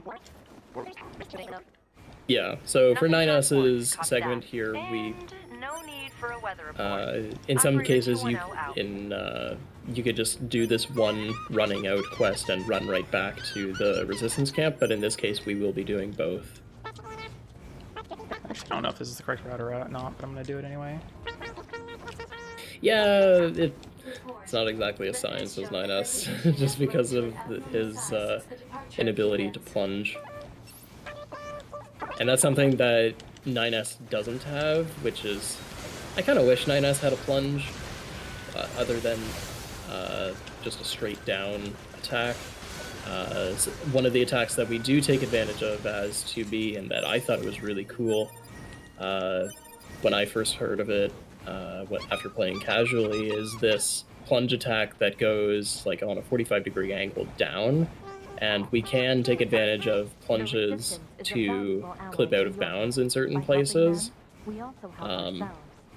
just because of that downward force to clip through like geometry. Unfortunately, that body placement is a little precarious, just because we end up rounding that corner so many times. That happened to me before as well. I didn't realize that your body had a hitbox. Yeah. I don't know why they had that, or why they added that, but I mean... Wow, still on a VC3? That sucks. Ooh. Oh my gosh. Don't mash too fast, forehead. Alright. So this is really where we bear the fruits of our labor, having a lot of money to play around with, and getting the Mirage pod program as well as the +8 storage. This +8 storage the extra storage for our chips facilitates more chips and higher capacity chips, so we could really equip things like the weapon attack ups and the range attack ups, in addition to our Tom +6 and resilience. So there's just barely enough space to fit everything in. So really what Tsugoii has to manage very carefully here is you'll notice in the system chips, Tsugoii only has the OS chip and the enemy health bars chip. Everything else for health management and pod programming, the pod gauge to see how much charge you have after firing a pod program. You really have to be careful with those things, because you can be caught off guard if you're not at full HP, or if you're trying to slow-mo and something is on cooldown. Yep, but I think it gives us one space, is if you have everything except for enemy health and OS and the chips that we equip. Yeah. Yep. So it's kind of the crux between going to a mill and maybe something that a player would do casually, is to grind in one of these areas for a good low capacity chip So even though one of these lower capacity, like Top plus 6s might be, I don't know, 15 to 20 size, we really don't have that luxury in these runs because of the fact that we buy our chips from a mill. Those chips are at maximum capacity, so we can't fit more than just a handful because of that higher size. But really, we can take advantage of the benefits of that chip regardless. Terrain sucks. There we go. So Desert Barricade skip as 9S is a little more involved or tricky than the 2B version of it, just because of 9S's dash being a little shorter, but also a little more powerful in how much give it can, or how much oomph it has, I guess. Alright, let's double check. Yep, okay. Yeah, another challenge that Tsugoii has, because she doesn't have a mini-map, trying to determine certain triggers when they're hit or not is a little difficult and a little more involved because right there, skipping over the Desert Discovery cutscene, you can still run through that tunnel and not get the trigger if you're out of bounds like that. So you really need to make sure that you run at that trigger, get the trigger, and turn, so that way the rest of the map loads and you don't run across this whole way without the trigger. Yeah, because I dipped down a little bit. I wanted to make sure that I didn't accidentally go underneath the trigger, because that can happen too. Yeah. All right, here we got a picture book. Buying chips from email. Don't misspell my best boy's name. All right, this is my least favorite skipping a run. It is the ruin of a... Something else that Alaric found that is jank and disgusting, and I hate it. Oh, are you doing Ella's version? Yeah. Nice. I like it better than Fullest's version, but I still hate it.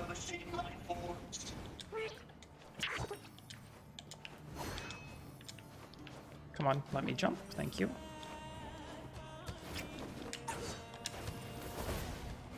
Nope. Yep, so... jank terrain is jank. Oh my gosh. Lift. Thank you. Stop falling. As you can see, even though I'm clearly on terrain, it's treating me like I'm airborne.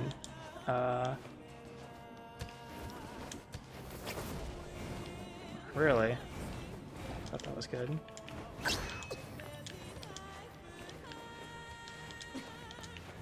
Yeah, basically what Tsugoii is trying to do is do a pod launch to clip out of bounds in one of these aerial positions, and this is really where 9S kind of isn't very good at these long jumps and high jumps, just because of the lack of kit that 9S has in comparison to 2B. 2B would be able to do this in like no problem because of the high jumps.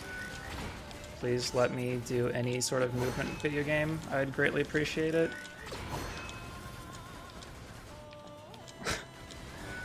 I hate this so much.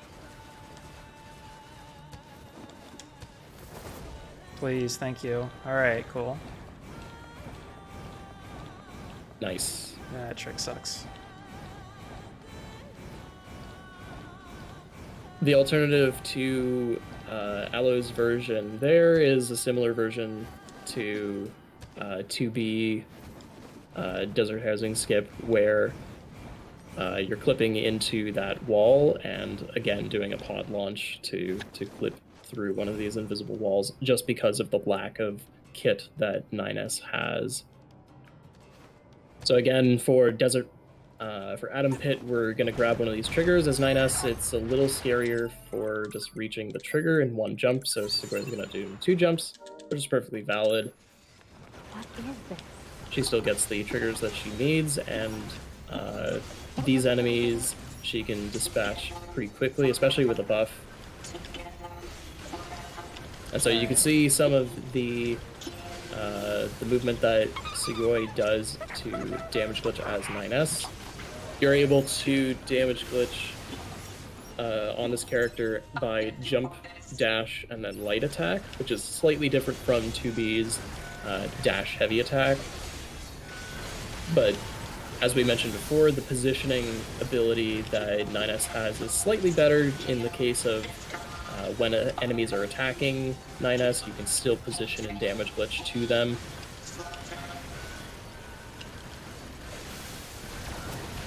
At the same time, Tsugoii is making full advantage of slow-mo here to keep enemies in place, so that way that gives her time to taunt the enemies and throw the damage glitch on them and have the enemies stay clumped on the damage glitch, so you can really see these things just melt. Alright, one hit's fine.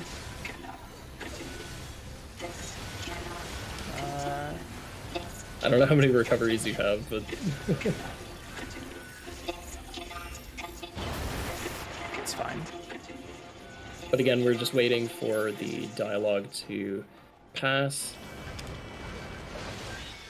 And then we get put on to Adam here. Adam, very weirdly, as 9S, I thought Adam would scale in level here, but he doesn't. He's very low level, so we don't even need to worry about buffing, really.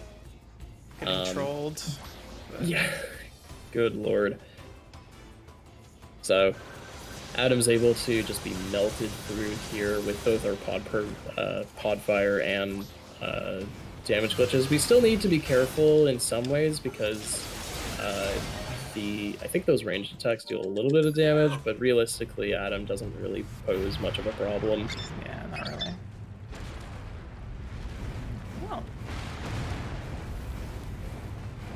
Now I guess we can see what Voxbook is actually supposed to look like.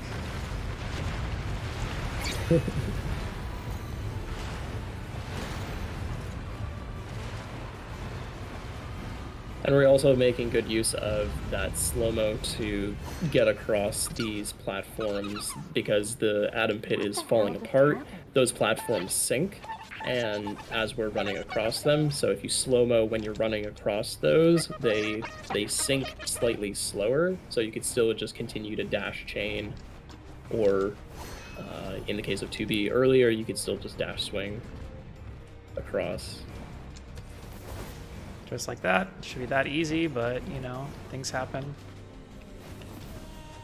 Yeah, the spacing for that box is a little tricky in some ways because it's not exactly a science. The guide that we have for it literally says push it like 1.5 times, which, like, means different things to different people. But there are different lineups and techniques you can use to see sort of the lineup that you need in terms of like bringing the camera closer, dashing back, and doing a pod launch. No. Or just YOLOing it like Tsugoii does. Data upload complete. Yeah, just one in a bit. That's all you need to do. Message from the commander. Initiating playback. 2B, 9S.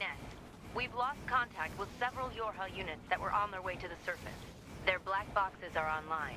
So once again, 9S movement sucks. It's really limited, so we can't do the cool stuff where we go over the barricade, and we don't go on top of this building, so can't plunge, so it's slow. So instead, you just, in my case, push triangle and zone out a little bit. Check chat. look at everybody having a good day. Look at your splits and cry. Zone out. You gotta go on those beelines.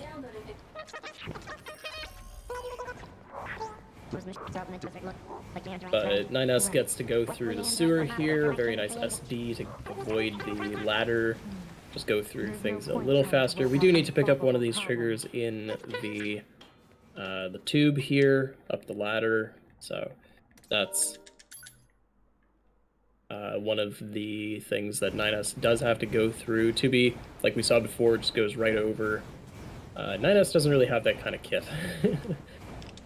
Well, I guess he does with Mirage, and we've seen a couple Mirage jumps before. This is another Mirage jump. We're able to use Mirage to basically get over something because of the way that you can jump and get like a vertical height gain with using Mirage at the top of your jump. You can basically use that to high jump over some of these triggers.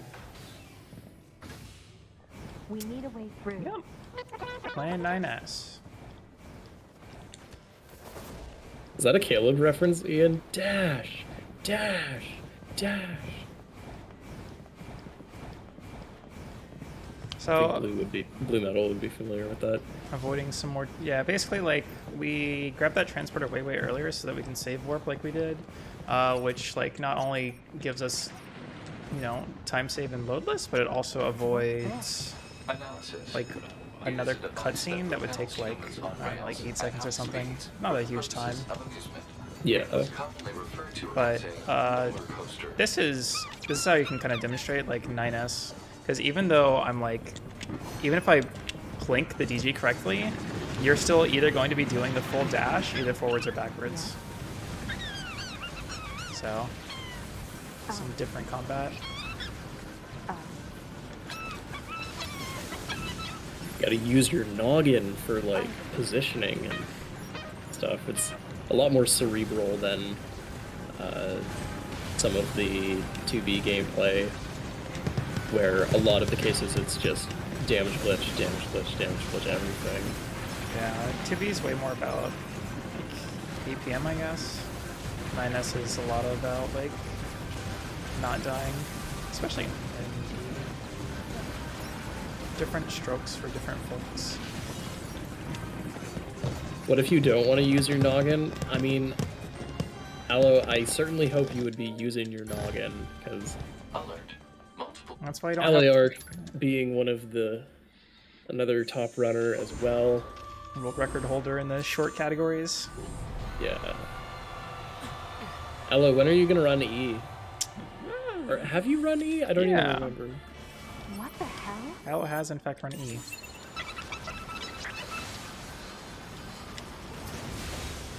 I don't know. I don't see Aloe on the E leaderboard. Me and Aloe did. Run E? We did a GDQ race together. Was it GDQ? Me and Aloe have done an E race together. Oh, okay. Well, it only counts if it's on the leaderboard. That was also cutscene %, so I can understand sure. not submitting a time. Oh, yeah, okay. I mean, you could still submit it. I'm sure Aloe has like a 350 or something. It's like a really good time. Oh, did not get the dialogue cancel. That's okay. Yeah, there's a few idiosyncrasies with the cutscenes that are in B ending for 9S that you experience. Some of them can be skipped, some of them can't. This sucks even more because you don't have a mini-map. Yeah, so something Tsugoii is looking for here is to be melee attacking the bodies. Melee attacking the bodies that she comes across, but also aiming the pod program around so that way she could dispatch the bodies in the rest of the theater. Some people like to range attack buff during that, but it's not absolutely necessary. But you can see the damage glitching Tsugoii has to do here, where she's kind of doing a dance around the circumference of Beaufort's skirt. I hate mashing so much.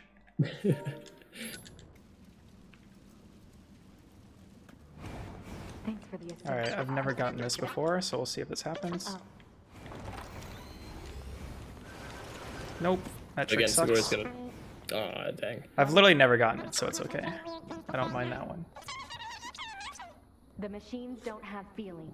You said that. Yeah, like we said before, trying to get through that door, especially as both 2B and 9S, it's difficult because of the timing, but also the cadence at which the door opens is it varies kind of wildly, even for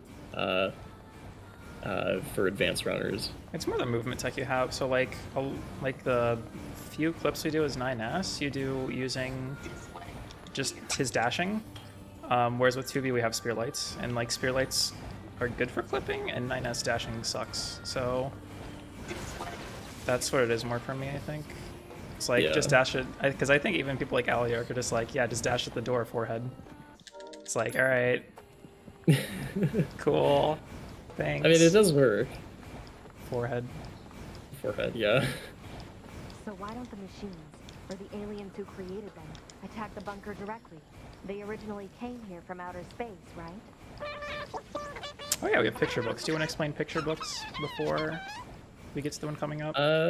Yeah, sure, we have time to fill. So picture books, picture books have a bit of a history in that before we used to either wait through the long dialogue sections of this run, but also we try to accelerate those dialogue segments. Beforehand, we included routing to have like a lot of money for e-drugs. However, with the advent of picture books, you can basically you can skip through a cutscene to skip dialogue, which is incredibly handy because you just always have this in your back pocket. So whenever a skippable dialogue comes in, you can always just open the menu, watch one of the intel and picture books, and you just exit out of that picture book and you skip the dialogue, and that's going to be important, especially for segments like negotiations in B ending, whereas you don't normally have access to that kind of tech outside of, I think there's a picture book you can get in A ending that can help in some sections. Yeah, because you can get so Camille's thing, Memories of War, yeah. but it takes forever. You probably It takes forever, and the fact that it's like behind a cutscene or a side quest, like in runs like all endings or A to Z, then you can really take advantage of that because you're going through that side quest anyway. So you do have access to that picture book earlier than you would in an E ending run, but regardless, you can still take advantage of it because any long dialogue segment that we come across, you could just whip this thing out, wham, and thank you, ma'am. All right, let me make sure. Let me. Whoa, controller disconnected. Hello? Okay, there we go. Okay, I want to make sure because we're gonna die again.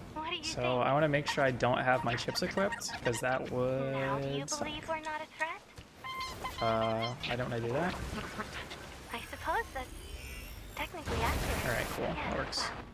You're free to Oh visit dang, our they're beating up on network 2B. Dang, 2B's getting wrecked Oh, over no. there. I think this stubby might get you, though. Yeah, it was fine. Nice. Dang, that's all I was thinking. All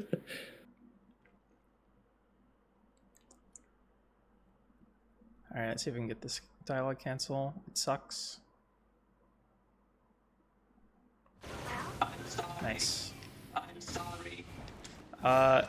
So another thing we have this thing called Skype glitch that we got back in A negotiations. If you notice really early on, when you would get a phone call, you'd hear this little like bleep bleep incoming phone call type of thing. But when on our way to negotiations, we kind of cut the commander off while she's talking, and that makes it so that people don't call us anymore. They just start immediately talking to us. Specifically for like that dialogue cancel, I use an audio cue of like the time you hear the second ring is when you can start shooting to cancel that dialogue. But for the 9S, it's like just do it forehead. Yeah. But at the same time, it's the timing of it that you can kind of lean on, because visually you can see when your character is walking out of the transporter after dying. So I mean, it's not that you're completely blind, but you do, if it's an auditory trigger that you're looking for like that, then it is a little more involved.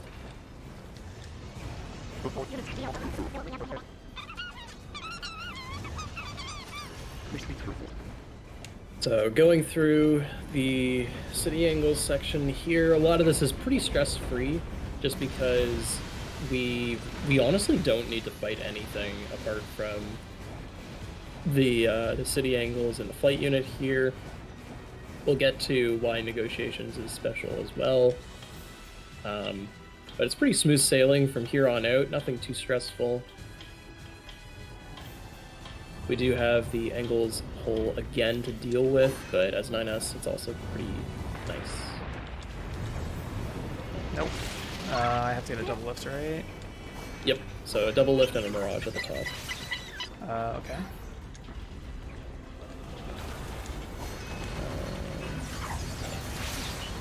There we go.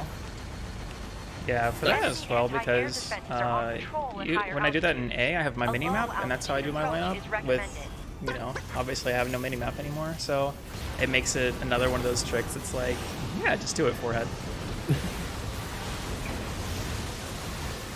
It's one thing to practice with the mini-map, but at the same time, you can also still get consistent without it. I know for me, it's more of a visual thing when I do it, and having that removed from the mini-map is a little jarring. I can agree.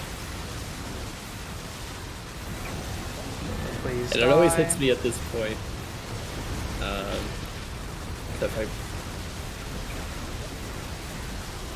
So usually what happens is that we can double pod program into the city angles here, but I forget if Tsugoii equipped her chips. Okay, there.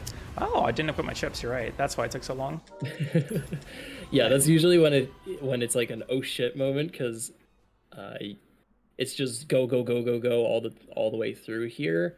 But you do actually lose out on some of that ranged attack up damage, because if you, having death warped, we unequip our chips, but then you have to remember to re-equip the chips because you lose out on that extra damage later on. When you end up in the flight unit, you can't re-equip your chips, which is unfortunate. Yeah, it's the first time I've forgotten to do that in a little bit. It's kind of surprising. These are the creatures that are in direct command of the machine life forms on this planet. If we can destroy them, we can end this long, so surprisingly, negotiations here in B is actually going to look very similar to how it does in A ending, just because of the speed at which we end up skipping the dialogue here. But at the same time, NieR still has its own unique spin on it, in the way that we're just going to go in, picture book, and get out. But the essence is still the same underlying concept, in that we're skipping this single huge block of dialogue that Adam and Eve hand to us, and we just say, nope, I don't want it anymore. I don't want it. My name is Adam. Had enough of your aliens you seek are no wild longer ride, here. Adam and Eve. They were wiped out no more. centuries ago by us, the machines. Wiped out. And who knows? Perhaps we'll wipe out the androids next. Something that is curious, and what would be interesting to see, is with picture booking before, or maybe picture booking twice in this segment, just because so you might remember from A ending how quickly the Adam and Eve dialogue was removed, just because we had an active dialogue box open. So it was dialogue skip, fight done. Where with picture booking as 9S, it's a little more waiting. So I'm actually kind of curious if you could accelerate that in the future. Yeah, I was gonna ask what the actual, like, what the correct, when it's worth picture booking versus just listening to dialogue, because I'm actually not sure the specifics. The rule of thumb was really maybe like dialogue that's maybe 6 to 10 seconds or so is worth dialogue, worth picture booking, just because of the inputs that you need to open up the picture book, watch the picture book, skip it, back out of the menu, and continue going. Although I know a lot of people have really accelerated how fast their menuing is, so maybe that adage isn't quite, or the rule of thumb doesn't really apply to that.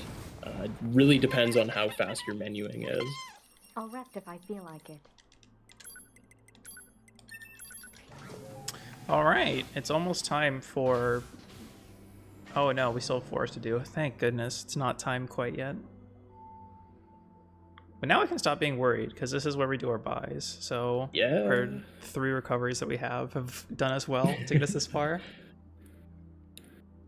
They've lasted pretty long, all things considered. I mean, we're halfway through B, so I mean, with only one opportunity to buy recoveries, that's pretty good length you can get out of them. But we do need to top up on more because we're going to be fighting a lot of things. Okay, these are all good. I did not look and see. I'll just do this now, I guess.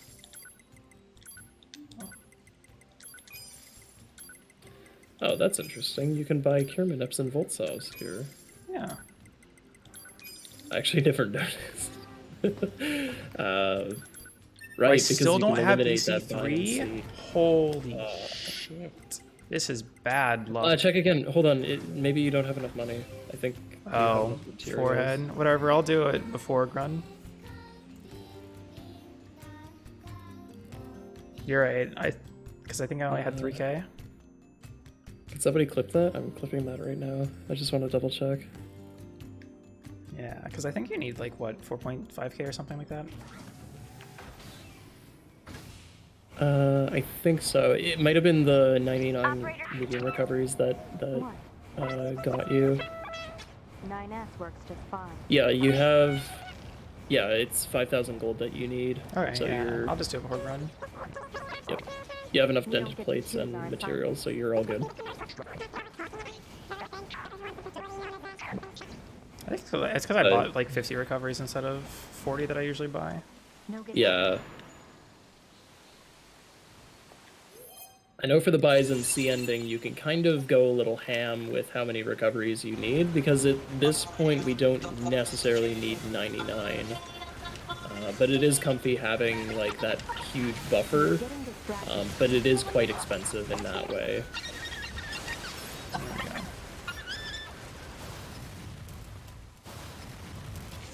Alright, time for some more cold movement in a second. Are you going through Pascal's? Yeah, I always do. Ah, nice. Cool. So 9S's forest is actually pretty significantly different from 2B's forest in A ending. Because of 9S's movement here, going up and down all these hills and cliffs and stuff is not nearly as fast as 2B in that way. So what we're, especially with all these cutscenes, you really have to take advantage of some of these transporters that we have at our disposal. These machines. Tsugoi's Twitch, I don't know if there's a command for that, but you can see on twitch.tv/Tsugoii-chan. Yeah. If I remember correctly. Yeah. Exclamation point runner. Nice. Good command. That's a good command. But basically what we're going to end up doing is going through Pascal's village, even though we just came from Pascal's village, so like, why are we here? One of the things we can do in this village is click right out of bounds, and there's a weird interaction with the invisible walls and the ring area, so you just saw there with 9S basically falling out of bounds here, and Tsugoii just takes full advantage of that and runs right to the forest area, because Pascal's village is so close to that forest area, you can really just go from one area to the next very, very quickly. It's pretty, yeah there's your Twitch. Pretty pog. Especially because I think it is like a really cool, just like unique thing to the run, personally. Exactly, yeah. Like I said before, it's always fun to see the sun and the skybox just kind of move around erratically, and you can see all these shadows just change. Which helps to give each of these areas like a unique feel, because the lighting is the same, but it's also very drastic between each of these areas. So usually that transition is masked in some way, but you can really, if you go out of bounds and off the beaten path, then you can really see that and accentuate that. I love it with the amusement park Barricade specifically, because it goes so crazy. Yeah, it kind of destroys most people's bitrate, but it's always fun to see with all the shadows of the leaves. Roger that, 9. Just So unfortunately, as 9S, we aren't able to take advantage of the Forest Castle skip just because of these extra cutscenes we have to hit. So we do kind of get a glimpse of the inside of the castle here, but honestly, we're just going to be skipping most of it because there's a bit of a manipulation here you could do with the library. There's no actual walls here, so you can just like jump up and go to the floors that you need access to, instead of what many casual players would do is just run back and forth through the castle the normal way in order to get up to these higher levels. You could really just climb the library and get where you need to go.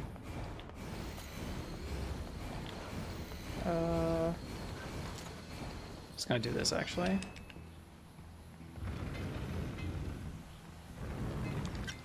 Oh yeah, actually that's really smart. Because A2 isn't particularly a difficult fight as 9S, because you can really keep her in her place in that way, because when 9S damage glitches her, she has a really high tendency to just fall down.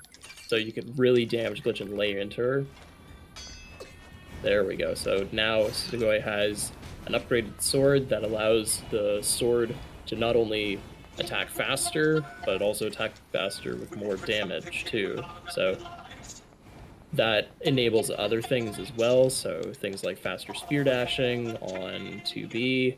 We can really lean into that extra damage, and every little bit counts. So this is one of the few fights that I actually like more in B, is the A2 fight. Because of like 9S's DG is different. The DG spacing on A2 is really nice. Let's go, 9S. Yeah, it's comfy.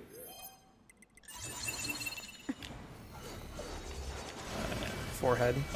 Bunker to 2B and 9S. Oh. We picked up Oh my a signal goodness. from the black box of a fugitive known as Oh my Ace. goodness, and then I threw it all away. What you see in front of you is your enemy. Oh, I hate doing... Deserted us. She's The inputs is so weird, because like you have to jump as well. Oh, my taunt were off. before she kills you. Oh my goodness, this is such a travesty. Whatever. We got there. Okay. We got there. I was kind of holding my breath there just because of if your buffs do wear off. Okay, the buffs did wear off at the very end, but if they do wear off and A2 is taunted, bad things can happen very quickly in that regard. But thankfully, Tsugoii pulled through. Thankfully. Yeah. I don't think we talked about this in A ending, but basically, instead of going the casual way of jumping out of the window and following A2 there, we can just turn around, go back the way we came from the castle, and go to the throne room transporter just by high jumping over an invisible wall. It's a little more involved as 9S just because of the double lift and the mirage jump. But getting over that as 2B is very simple too, so no issue. Thankfully. Yep. And from here on out, to close out B ending, we have the second iteration of the best worst section of the game. The return of Grun. The return Grun, the Grunening, or Still, machines are the enemy. Don't forget the it. Grun Express. Oh my goodness. Grun 2, Electric Grun? Boogaloo. Yeah, Grun 2 electric. I like that. That's what we'll go with. Grun 2.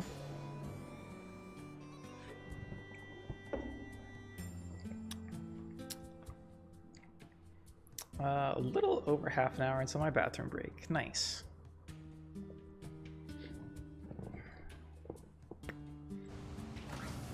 Another limitation for 9S is that instead of clipping out of bounds at the resistance camp, we just take the transporter. Also, because we have the transporter there, we hit the cutscene. Very simple, very easy, instead of having to run all the way around. wasting time. You Yeah. could just take the fast way. Because you can clip out of bounds as 9S and like, but you'd basically be running to where that transporter is. So it just saves loadless time to grab the transporter. Loadless time, but also running time in that Yeah. 9S's plunge is non-existent, so you don't have nearly the same kind of thrust and downward force in that way when you're just falling regularly. Or maybe not thrust, but like downward velocity is what I'm thinking of. Yeah, so that's I think one of our first enemies that can one-shot us through buffs.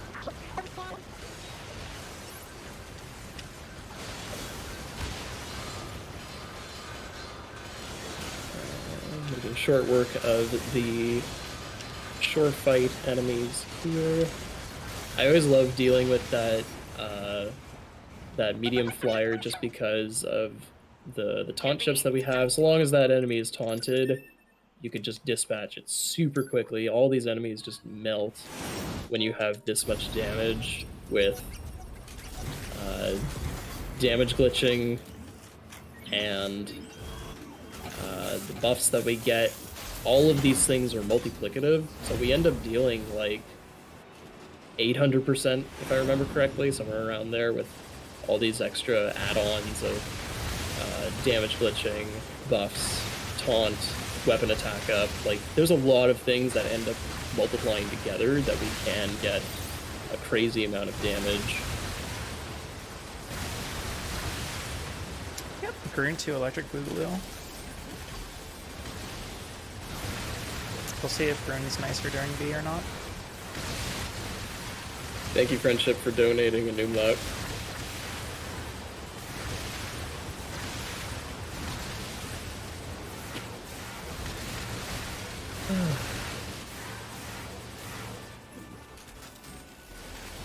We are coming at you at 9:13 a.m. Eastern Standard Time with Grun 2, or Gurn 2, as everybody in chat's pointing out. The best Gurn we can. Yeah, usually there's a lot of, fight over who is best girl. Is it A2? Is it 2B? 2-0 or 6-0? But in the end, most people vote for Grun. Requesting support from any friendly units in range. I think Blue Ridge 2 is another good option in that fight. We're currently resisting with all remaining support Very fighters, underrated, but we can't hold them in off my for long. opinion. I repeat, this is Carrier Blue Ridge 2. We need immediate Stop backup from any reminding you available what time it android is. forces. I will remind you what time it is exactly. Every second, every minute. It's time for NieR. Exactly. It's always time for NieR. When you're going to sleep, you're not like actually sleeping, you're just taking a handbrake before you play NieR. This is true. Although in Ian's case, it's a very long handbrake. Although I guess by proxy, Ian in chat will know the story of this game entirely. Although partially, you'll know the story of the speedrun by the end of this run. You'll know the story of Grun. And all of Gurn's hardships.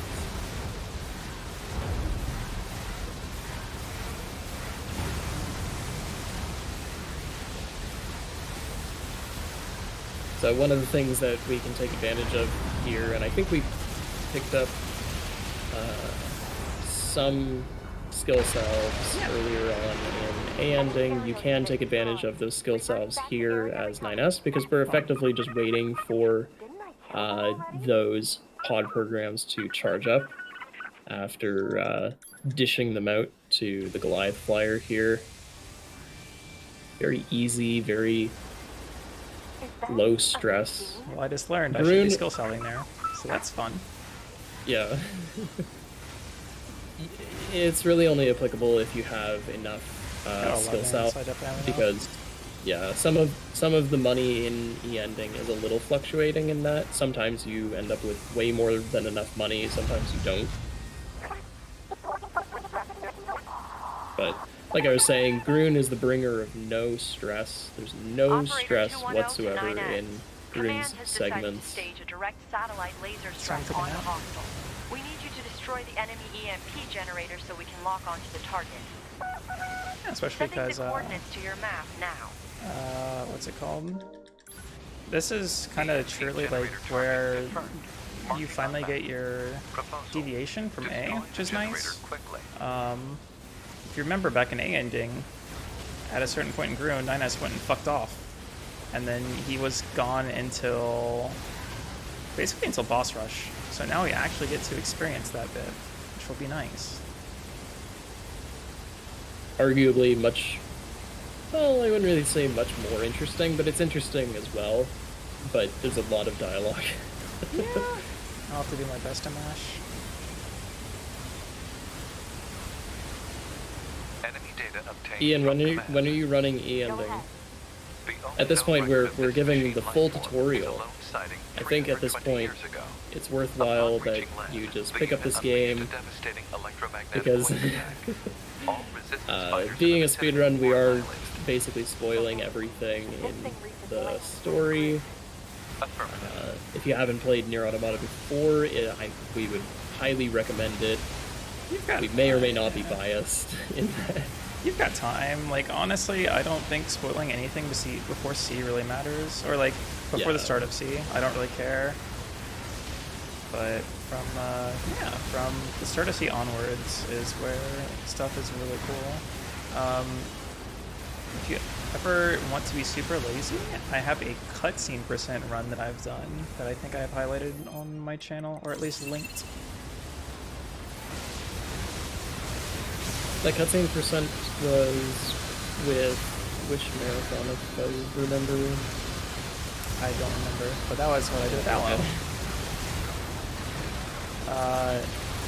It's not terrible, so like this run without, at least for me, like this run without cutscenes is about 4 hours. I think with cutscenes it was about 6.5. Yeah, there's a lot of cutscenes in here, and most of them are repetitive between A and B, but even still, with those are the cutscenes. Well, like those were specifically the cutscenes I thought mattered. Like for all the cutscenes, it's like 8 hours. But when I trimmed them down, it was like 6.5.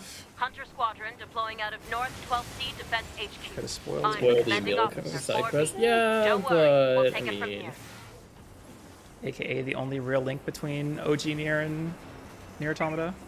Yeah. But also, what was it? I was watching some of the A to Z runs that another runner, Isam, has been posting, and A to Z is kind of steaming up. I'm not gonna lie, things have been optimized a little in that run specifically for all endings.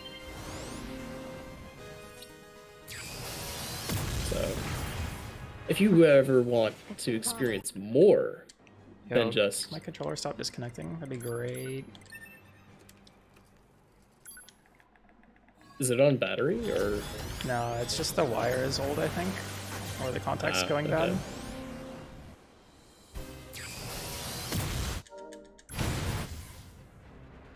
Well, if anyone wants to support that, head over to twitch.tv/Tsugoii-chan and get her a new cable. New controller. Or new controller. New controller, new cable, who knows? But it wound up going out of control. I was part of the machine's network when I'm a very successful streamer. I'll have you know, I will make a full $5.67 of revenue this month. It's pretty pog. No one could figure out how to stop it. We eventually marooned it deep in the ocean, but it seems to be searching for a way back. Let's see. If you want to learn these speedruns, go over to sponsoredbydrakengard.com. That was plugged at the end of the last run. Oh yeah. ARPGME is by no means sponsored actually by Drakengard, nor is the NieR community sponsored by Drakengard, but we stole the domain sponsoredbydrakengard.com for our community Discord if you are interested in learning NieR Automata, any of the Drakengard games, any of the other NieR games. We have guides and resources and communities for everyone, big or small. Please feel you can yell at me specifically if you want to learn Dod 1 or NieR Automata, because I have guides for both of those games, which are, you know, 2 of the 4 games in the, well, I guess 5 now, 2 of the 5 games in the series. We're definitely not ignoring one game that somebody who runs this marathon has done in the past.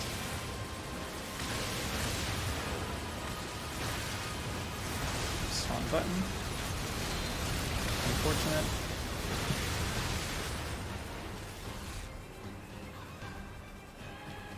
How much mackerel can you buy for $5? I don't know what the Zero? prices are for. Yeah, 0? Maybe a small One baby fillet? mackerel? Single Yeah. mackerel fillet? Ahead. A collision at this speed is not recommended.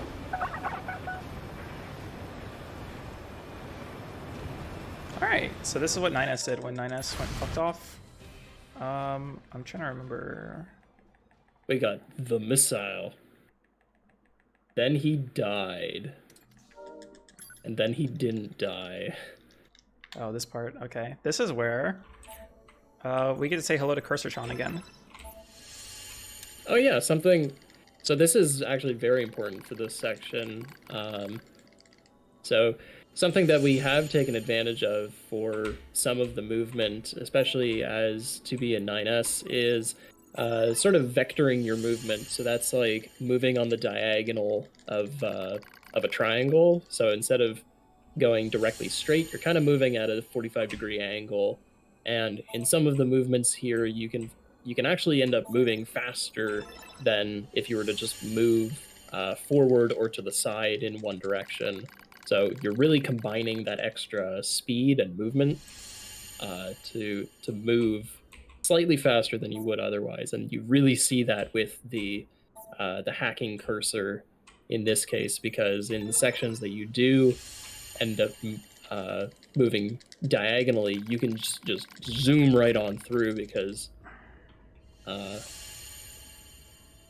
it's kind of a weird interaction.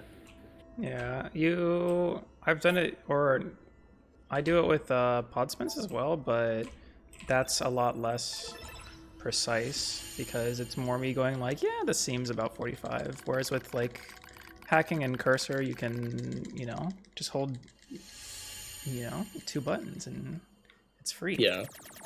And we do take full advantage of the fact that this game is on PC, so switching between keyboard and mouse is, in some cases, simple asterisk. It's also basically required for an A when we did the negotiations thing. It's basically required because Yeah. you can't push some buttons when you're doing that, and that would be jump, which you have to jump over things.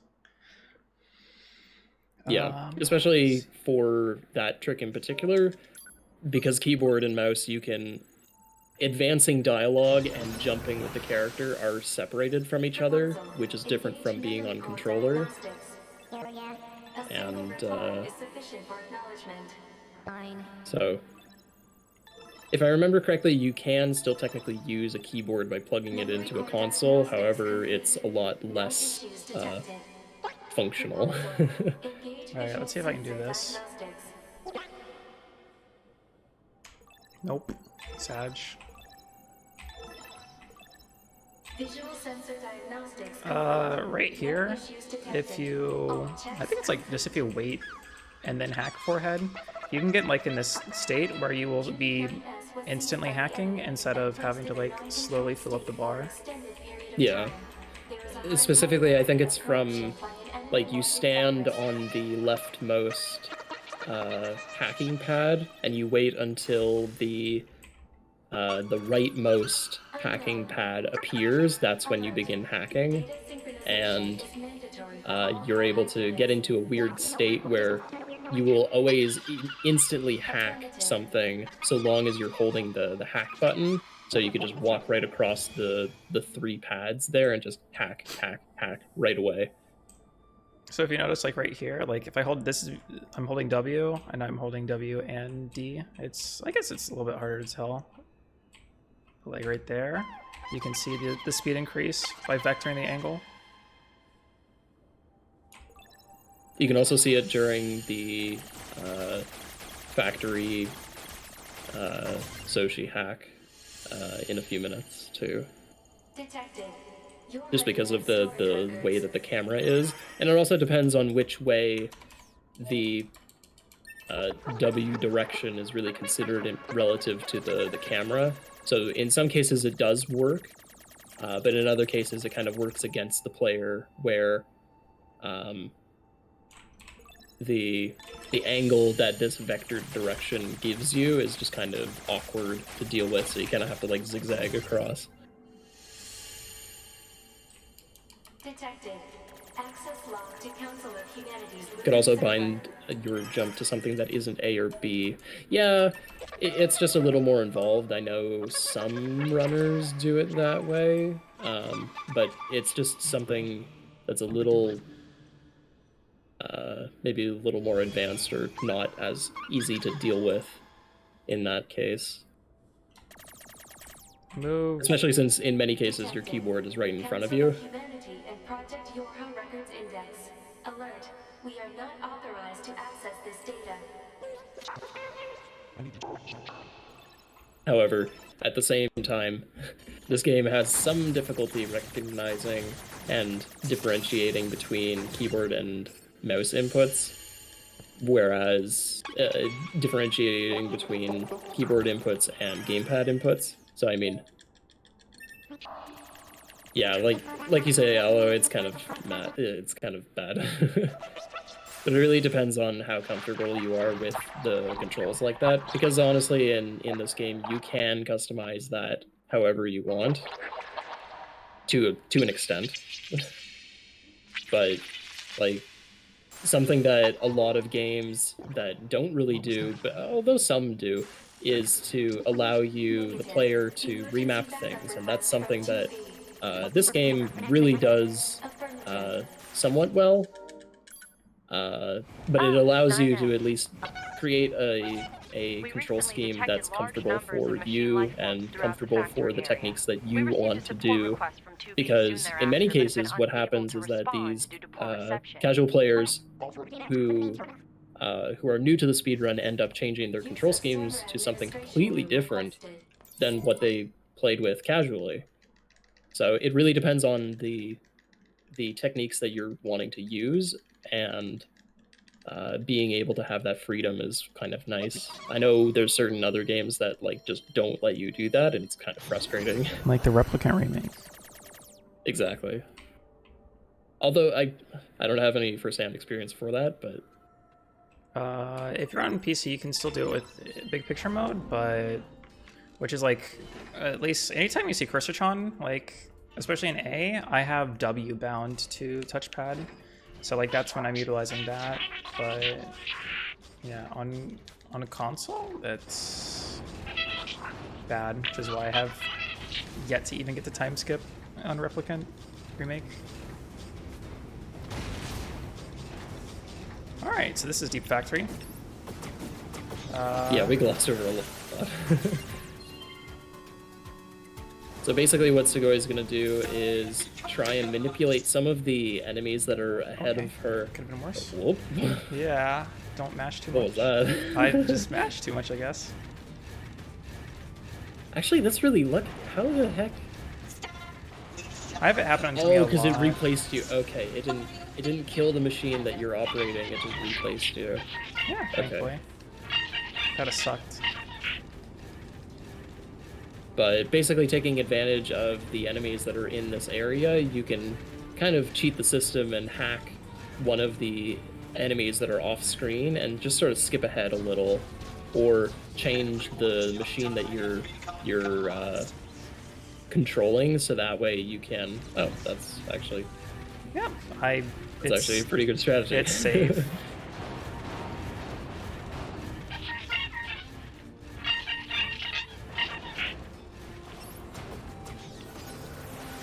So like here we were able to hack one of these flying machines and just not deal with the conveyor belt working against us. I see. The Crushers will one-shot you. So, yeah. Regardless if you have buffs or not. Buffing as a machine. Let's go. Yeah, it's actually kind of funny because technically you're not playing as 9S right now. You're playing as a machine that is controlled by 9S, even though 9S is not present anywhere. Which is kind of funny because when you think of it, you don't really think that 9S is controlling this segment. It's more that you're just playing as the machine. But I guess for the game's interpretation, you are playing as 9S. So like you can take damage as the machine, but you won't take damage as 9S.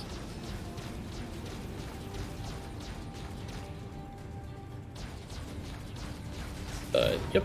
There's also a different version of this B Deep Factory, but it's a hell of a lot more scary and yeah, a hell of a lot more precise in the way that you basically what's happening is that in this Deep Factory segment, there's 4 pillars, and you kind of walk between them in sort of like a grid shape. But what can happen is that you basically control one of the machines at the very beginning, and you fall in a very specific way and timing, so that way you can lock on and hack as you're falling one of the enemies towards the end of this Deep Factory segment and save like a pretty substantial amount of time. Yeah, it's like 30 to 45 seconds, but it Yeah. sucks. And like, if you fuck up, you just lose a ton of time. So at least to me personally, it's not worth doing when you're already, what, 2.5 hours in a run? Yeah, it's pretty risky. I don't think anybody's actually. And the backup for it is, yeah, the backup for this and for many things is really just to like go the normal way. So if the normal way is so slow and the skip is significantly more challenging, then there's a very fine line or a lot of practice that's required to get that difficult skip down. Hacking is hard. But like we said before, sorry, go ahead. Hacking is hard on mouse and keyboard. Yeah. But like we said before, with the vectoring movement, you can really see it here where Tsugoii is moving at a 45-degree angle and traveling significantly faster than if she was just to hold W or hold A on the keyboard. So you could sort of see like movements where the cursor is moving slower, and during these straight hallways you can really lean into that vectored movement and just travel super fast. Zooming. Yeah, it's actually kind of funny because during this hallway you're supposed to be listening to the dialogue during that, but you can end up, like, because of this faster movement, you end up at the arena faster than the dialogue, which is, it has no impact on it, but it goes to show the speed that you can get from it.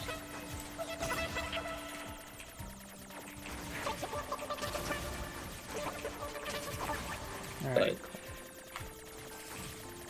basically just finishing up this shmup here, doing the equivalent of B Soshi. Yeah, it's a bit of a challenge, especially here on keyboard and mouse, because there's a lot of area to move between. It's helpful, it's helpful to have that increased movement speed, but at the same time having maybe a little more difficult time trying to aim. Yeah, you have less control when you're aiming because you just have an 8-directional instead of joystick, but yeah, it's definitely worth it. I don't think I can. Okay. Then mash through this and save.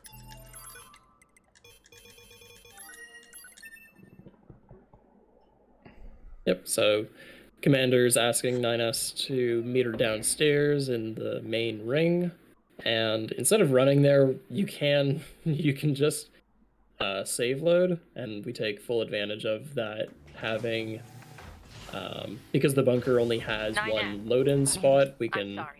You're save the needed back time in instead command. of running around the ring to get to Commander. We can just TP here.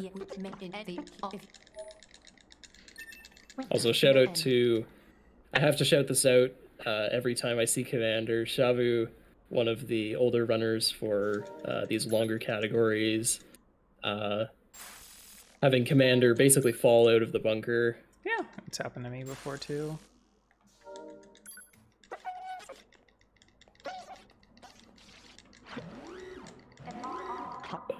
We're on the home stretch for B ending, going into some of these boss fights here with a little bit of a twist. Large numbers of machine life forms are rampaging through the city. Yeah, this is officially spooky time. Cause unknown. Exactly, yeah. All these bosses are much higher level than us, but we can still take them out pretty quickly with the damage that we have. Also, shout out to the red girls who are there. Okay, this split is still Alert. broken. All communications are currently being I jammed. need to fix that later.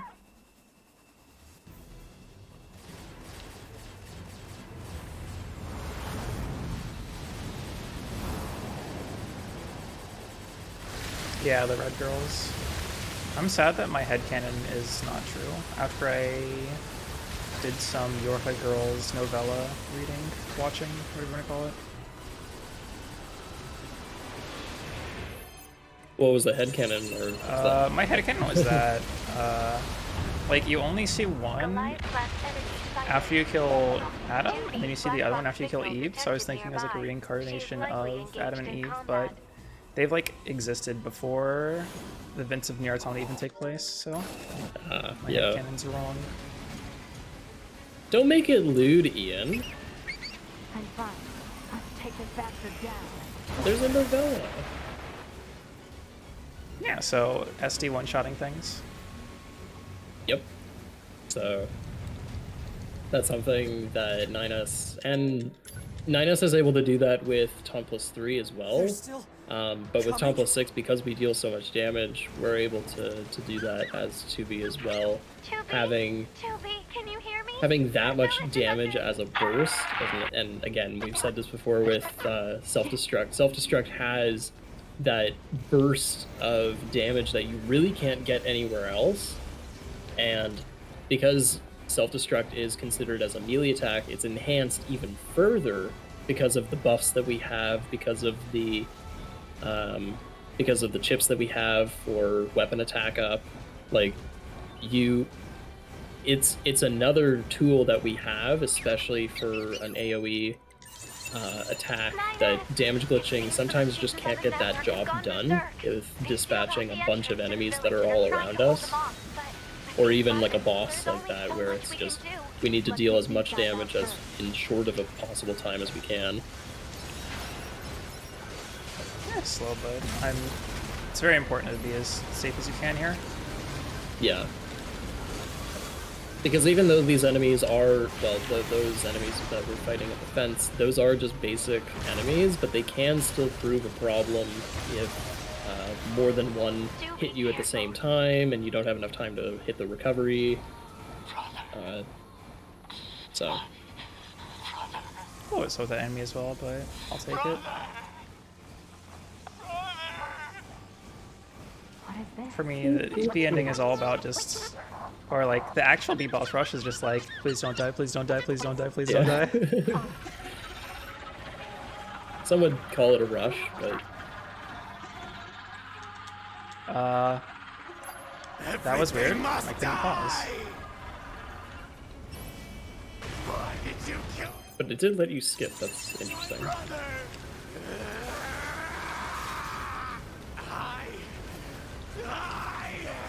So here as 9S, we are able to take advantage of some of the weaknesses that 9S has. With Tom plus 6, you are able to... There's different strategies for taking Eve out. You can take them down with damage glitches, but you can also shoot maybe 1 or 2 damage glitches and just self-destruct. Because as 9S, you don't need to worry so much about Eve's HP. You really can just wait for the dialogue and then at the right time hit him with the hack, and away you go. because as 2B, you're supposed to be whittling down his HP, but as 9S, the purpose is to really just hack him. And there's a few manipulations you can do there. That's actually pretty cool with the self-hit there. New attack? Nope, not lucky. Sag. Yeah. Maybe for the next one? Well, you're supposed to die this one. I don't think there's another manipulator, right? Yeah, I didn't think so. I think there is, if I remember correctly. It doesn't matter. Yeah. But basically, what you can do is get hit a few times as the cursor, and you can, as soon as Eve in this hack dies, you can basically death warp ahead instead of having to move there yourself. Another small optimization in this section is really just aiming ahead of where you're supposed to be going. Getting a few hits on these blocks that take like, I don't know, 5-10 hits is a little... It's pretty important in the sense of moving through these the mazes here pretty fluidly. Okay, scary time. Yep. So phase 3 as 9S is a little scary. But you can still dispatch Eve really quickly. Nope. Do it on this attack.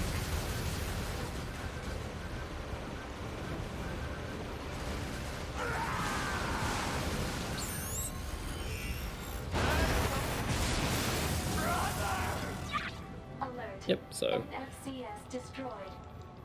again, having this extra damage with 9S is just melting through the boss with a single SD. Especially since 9S's damage glitch really isn't able to... Well, in some cases you can still hit Eve, but at the same time he can move away from the swords, so it's not useful to throw a damage glitch and then have Eve just move away. Nice, we didn't die. I'll take my bathroom break. Nice. No. So while Tsugoii But you'll lose you. goes for a bathroom break, we're gonna sit here and watch some of this cutscene. I hope everybody in chat is enjoying what we have right now. We are just finishing B ending in Automata. And moving into C ending. C ending is definitely, in my opinion, one of the favorite parts of the run. This is the moment where a lot of the tools that we have in our toolbox really have its full effects in the way that, like, we've prepared all this stuff for the run, and now is the time when it, like, comes together and really hits hard. We miss Bucket Boy. I miss Bucket Boy too, but I mean, part of the opening cutscene to see does have a small glimpse of Bucket Boy. Recover designated items. And who knows, maybe we'll see Bucket Boy later on in C. There is, in fact, a boss that includes Bucket Boy. So Tsugoii is just making a few buys here. We have oodles of money. Like, we basically have no money problems whatsoever. It's just a matter of getting the buffs that we need to continue to the end of the run. So getting medium recoveries and large recoveries are important just for sustaining full HP, because at many times during the run you can frantically just go through health, and making sure that you're at full health is super important, especially using Tomple 6 here. Having that extra damage getting dealt to the player is huge, because things can really Top plus 6 really kind of turns up the heat in that way.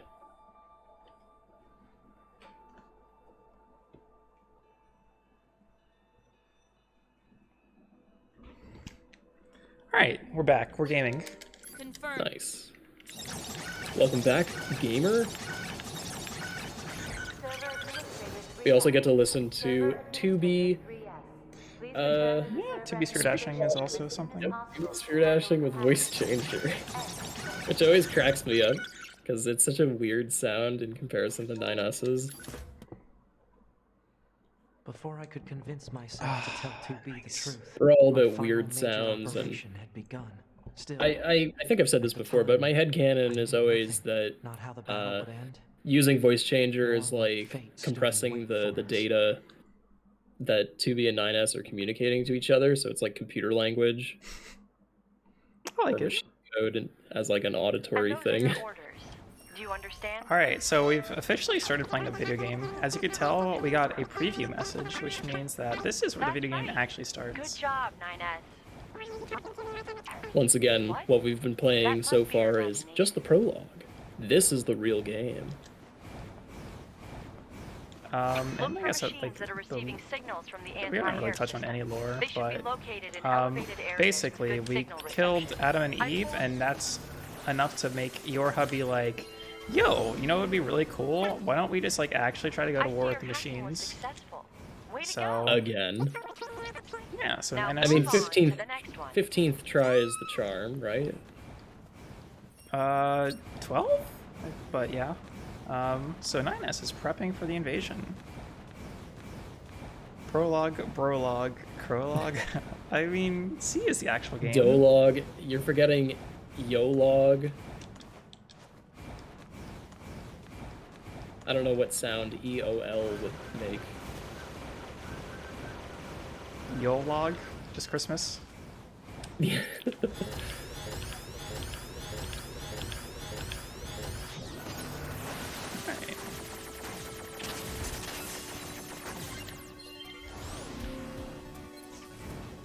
No story, just prologue to epilogue. Nice. I like that.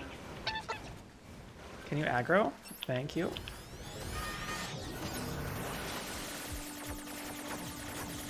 So you'll notice what Tsugoii is doing to hack some of these machines is having just sort of tapping SD so that way she resets the animation of 9S, and that enables her to launch another hack at the target. That helps in the sense of like the initial burst of hacking projectiles, damage. I don't really know what to call Yeah, it. the But first tick of hacking is more than the rest, so if we just do the first hit, we can just tap it twice and that's the hack. Versus like having to sit there and be animation locked. Slowly hack. Also, fun thing with this hacking section, even though it says we're only 36th the way there, 23% is actually 100%. Be sure to head back to the bunker when you're done so you can sync your yeah, we don't know how to count to 100%. Until your combat data is uploaded, none of the... So this right here is the last one that we'll hack. It says 23, but it's a lie. We're actually done. That looks like everything. That's kind of funny because, like, I forget exactly the case, but if you do complete all of the hacks or do the hacks in a different order, I think you still have to hack all of them. But it's funny that we could just leave some of that percentage behind. It's like one of the hack to remove the Goliath up by the commercial facility, that's just completely not necessary, but the game sort of leans you to believe that it is necessary, but it isn't. And there's extra dialogue and stuff, so...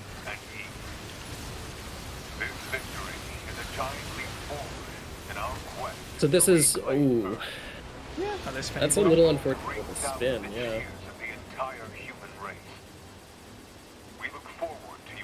But at this point, we are the theme for C ending here is really just switching between 2B and 9S in how really getting a grips to differentiate the two characters and knowing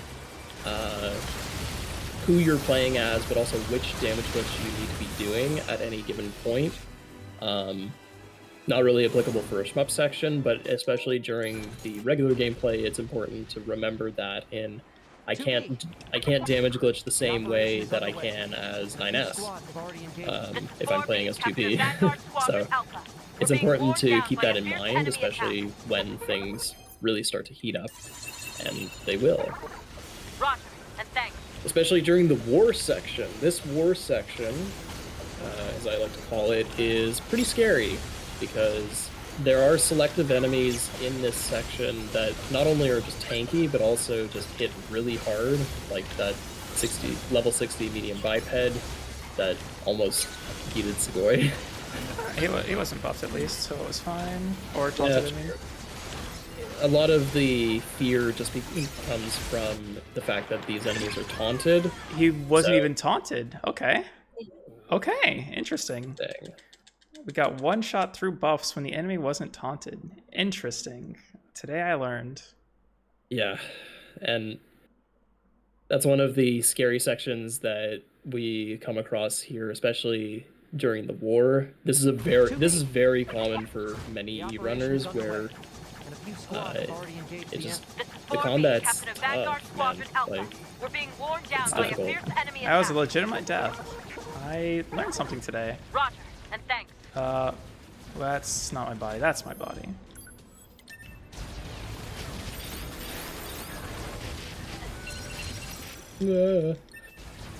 Alright.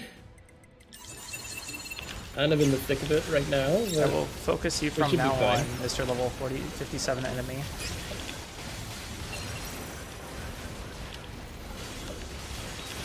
Yeah, that medium biped is always the nemesis, especially starting out in this section.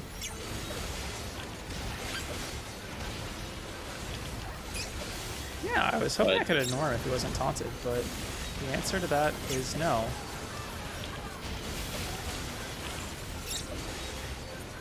Thanks for the assist. We're heading out to support other squadrons. We'll join you and provide further backup. So having this first area dispatched, you can technically save in this section just as like a safety point between these sections for dialogue, but looks like Tsugoii is going to elect to go directly into the crater. This Goliath is infamous for having crazy hitboxes, but also... Oh my goodness, maybe not. Okay. We should head to another area. Auto lock-on's being mean. Yeah. Between all the stubbies that are around it and the hitboxes of its attack are just really rough, so having to dispatch it quickly is difficult, but also you still get there in the end. I can't see a thing. But getting hit by that Goliath is very detrimental in the way that anything. Why are they going nuts like this? I'm pretty sure he one-shots through buffs while not taunted as well. Exactly. This is Unit 7B with Vanguard Squadron Delta. We're currently One of pinned this down game by a is number like, of if machines you that appear to have know lost what their to look minds. out for, it's easier. Like, I was just completely unaware of that enemy one-shotting while not taunted. Roger, 2B. Much appreciated.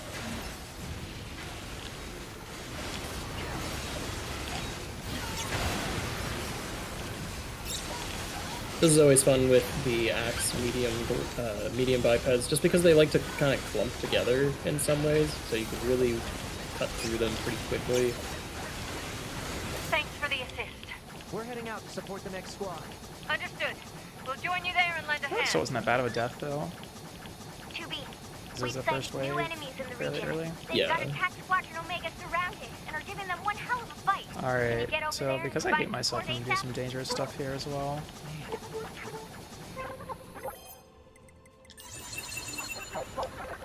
Are we ever glad to see you? They came out of nowhere.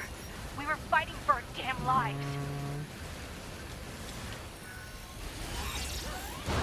I missed two. Yeah. Something that's risky with this kind of SD strategy, not only because of the area of effect, but also that going in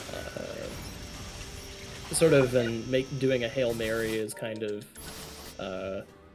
it's pretty scary in the sense that like enemies can kind of get right on top of you if you don't get all of them, because those enemies, it's not immediately obvious which ones are the quest enemies that you need to kill, but as soon as you kill enough of them, it progresses to the next section, even though you didn't kill everything.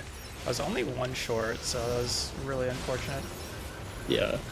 Sometimes you can get all of them in that SD.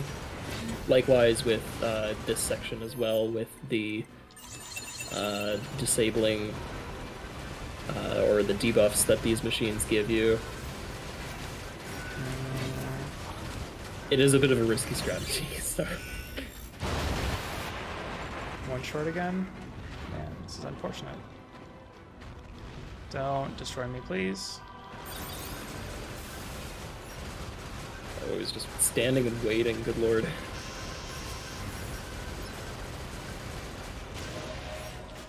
I'll take it. Yeah. What can happen during that fight is really just trolling from the enemies, where, because they apply debuffs to the player, the reason why we buy those cure manipulations is to avoid that entirely, where yeah, because they can take away either your melee attack, which you can't DG, or your evade, or your jump, in which case you can't DG. Yeah, so there's like 3 different effects that prevent us from damage glitching, which the only way to get rid of that is with a cure manipulation or just waiting out the timer. And we don't have time for that, so dispatching those enemies as quickly as possible is really, really handy. Oh, thanks, Ice.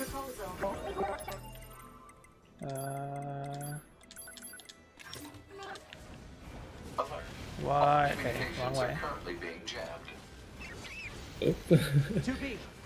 So, because that section is really the only one that's necessary to have the cure manipulations, what can happen is that because for some reason cure manipulations are in the quick menu when you press down, I think on the D-pad, you can, but sometimes if you're trying to like spam heal, it just gets in the way, and I know I've personally died to that many times, so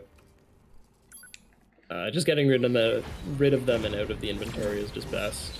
But what Tsugoii is doing right now is, after killing that Goliath, is to basically just wait for dialogue and picture booking at very specific points, because the dialogue is broken up into chunks, and she's picture booking at the prime spots to get rid of those larger blocks of dialogue. I think I do one here too. I forget. I think there's 3. I think it's like immediately when he says, I have an idea, and 30% are like the 3 places. Yeah, okay, cool. Exactly, yeah. And then standing next to 9S triggers the cutscene, and away you go. Can't skip that cutscene either. This has been a couple of those like that. It's weird. 2B.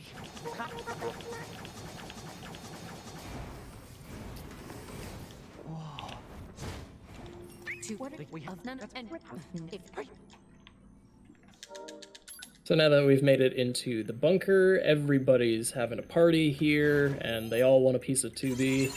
So we're gonna fight the good fight and fight everyone in the bunker. Yeah, we're killing everybody. Killing all of our old friends, co-workers. Which is actually really depressing when you think of it. So this section can be a little hairy just because of how these enemy AI kind of run around, and they control you pretty hard. Yeah, getting damage glitches on them in particular are pretty rough. And trying to dispatch them quickly is just a little bit of a pain, just because of the smaller hitboxes. Humanoid enemies like that, they're very tough, and just because they're small to hit. Can you hit me, please? Thank you.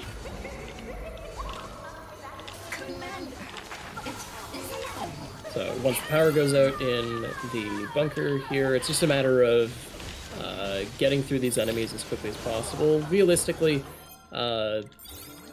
runners can make it through this segment in a single buff cycle, but it does help to always maintain those buffs because they can really get up on you and kind of lay into you if you're not able to heal in time and keep resilience up. The transport terminal is corrupted. We Should need be to the get last to the hangar one. and get some flight units. All right, nice.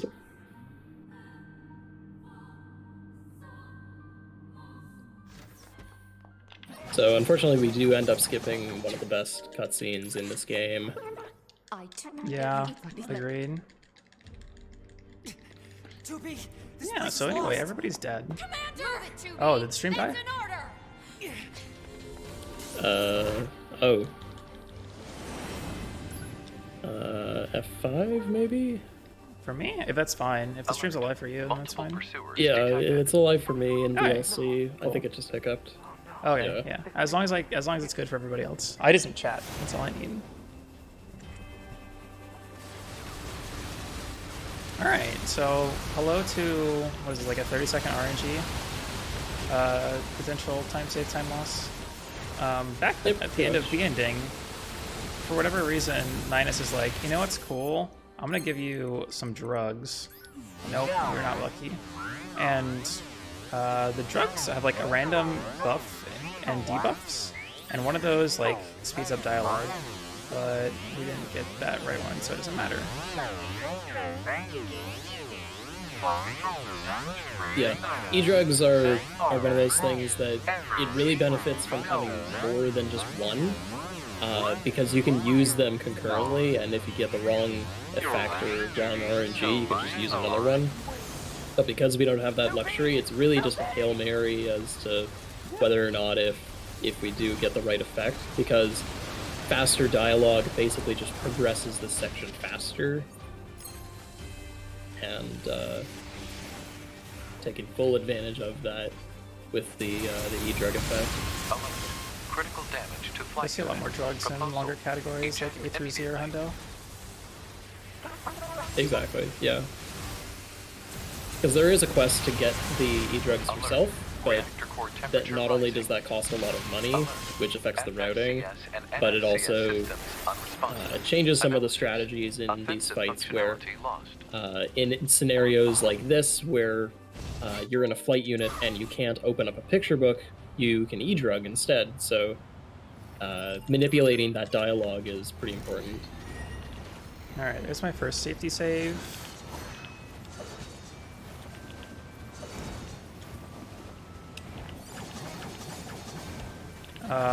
So this portion of the game, lore things are happening.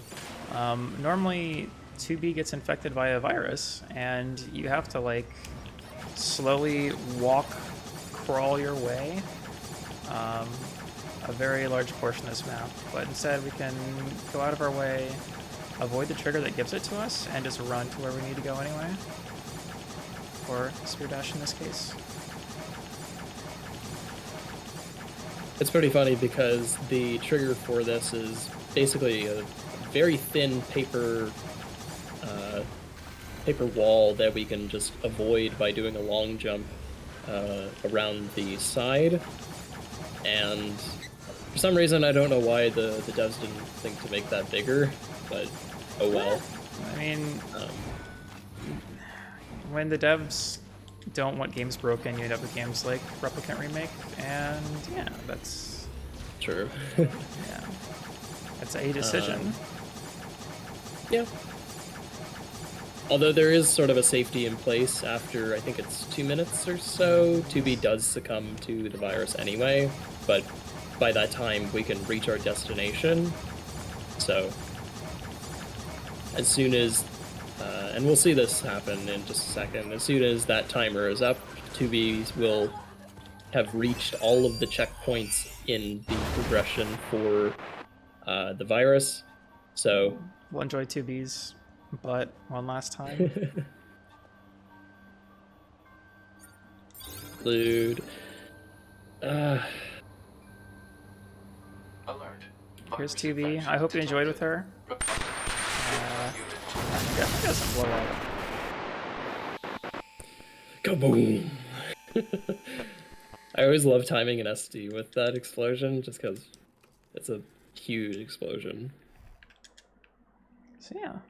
But yeah, we basically just picture book through all the dialogue, because having all this dialogue built up after hitting all the triggers just wastes time, so we just picture book through it. And then we get to play as this character. I have no idea who this character is, but... Yeah, she's a character, that's for sure. Also, you'll have noticed the well-timed self-destruct with dispatching those Yorha at the very end. The Yorha literally just spawn in front of you, and as soon as they're spawned in, you can just take them all out with a single blow. Yeah, so 2B's dead, by the way. Rip. A2 kind of fucking murders her. So yeah, good stuff. The most important part of the run, do not select A2. Yeah, if you select A2, it's gone. The run's over. I mean, I guess you could, but it just takes too long. Which is quite unfortunate, but yeah. Mash, mash, mash, mash, mash. Alright. Say goodbye to the actual best girls. Yeah. I'm more of a Devila fan than a Popola fan personally, but you know. To each their own. Right. You know what they should sell? Okay, I just thought of this. So the scrunchies that Devila and Popola have on their wrists, I'd buy it. like they need to make those as accessories. How cool would that be? I'd buy it. I don't have enough hair, but I'd still buy it. Alright, so anyway, there's this tower thing. Here's another dumb trick. There, it's like, is it like a frame you have to get into the transporter? Yeah, it's a few frames. Yeah, so here's another like dumb few frames trick that like just saves or loses 40 seconds. 7 frames. So let's hope we can mash the correct 7-frame window. A forced message from the enemy system. Said message relays the locations of objects known as resource recovery units. Nope, didn't get it. Sag. Affirmative. Dang. Relevant data concerns the massive facility you just So now we're just gonna fist bump our pod a bunch. Additionally, the large structural units launched from the facility have been detected in multiple You can also areas picture book of through this as well, I think Said once or units were twice. marked as goals earlier. But basically what Tsugoii was trying to get was a dialogue skip through interacting with the transporter, where there's a small gap, as Alec pointed out in the chat. It's like 7 frames or so between when one dialogue finishes and when another dialogue begins, and what you can do between those two is interact with the transporter and choose the destination that you want to go to. And so what happens is that because we already know where we need to go and the trigger is already there, we could just ignore the dialogue and transport to where we need to be. And Here's this prediction. Will Tsugoii beat Meatbox without dying? I can only read Meatbox. I can't see what's after that. Will Tsugoii beat Meatbox first try? Yes. First try. Or no. The nice way to say without dying. Okay, I see. Alright, safety save number 2. Oh yeah, after the bunker blows up, if you die, there's no continue game. It's just load a save, try again.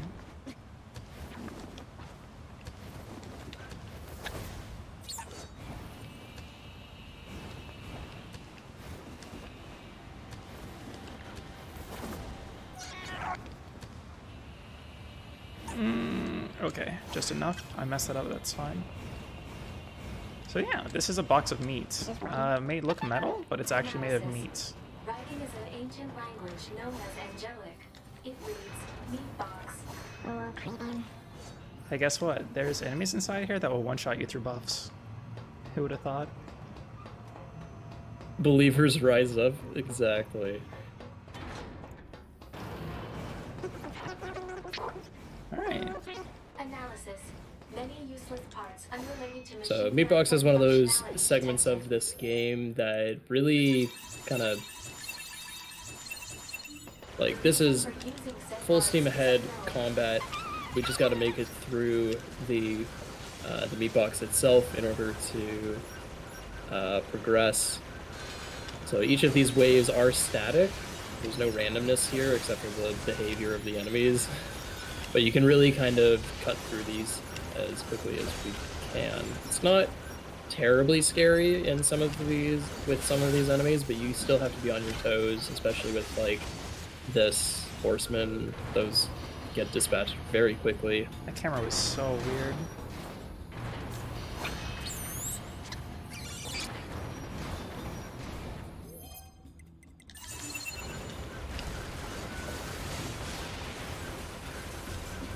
So these enemies are pretty scary too, although especially with Tom plus 6, you can still take care of these enemies with without buffs, but it is a bit of a risky move. Just if the spear biped thrusts forward and hits you, it still leaves you at critical HP, but it's very scary. I don't ever taunt that enemy. Yeah. Any of these black and red enemies, those are elite enemies, and it's a little difficult to tell when the lights are out, but even still, if they hit you, it hurts a lot. Thank God I didn't pod launch in that guy. I thought it was going to happen. I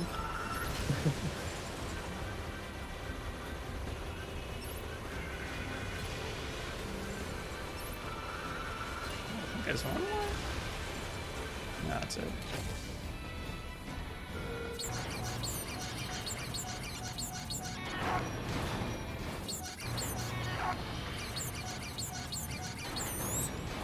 It's really fun to spam ST as 9S just because of the mouse tweaks. But maybe that's just me.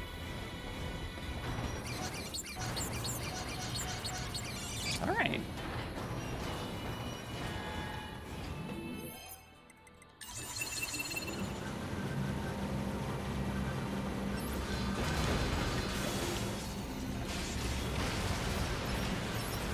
So this Goliath in the center is pretty scary if he gets away from you, but thankfully dealing with him is super nice.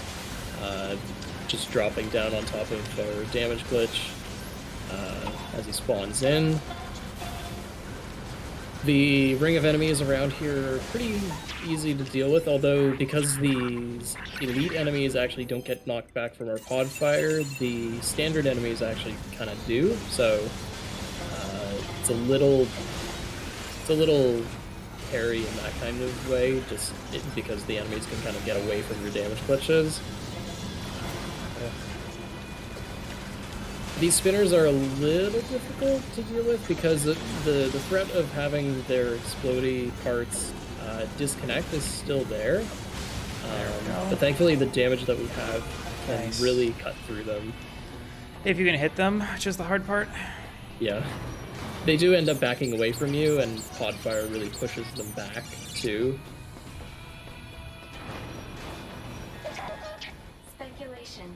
Perhaps these are raw materials from the structure. And once you're up at the top, you can really dispatch these 4 enemies pretty quickly with an SD. Looks like Tsugoii has the good timing here, so no risk, easy clap, Meatbox done.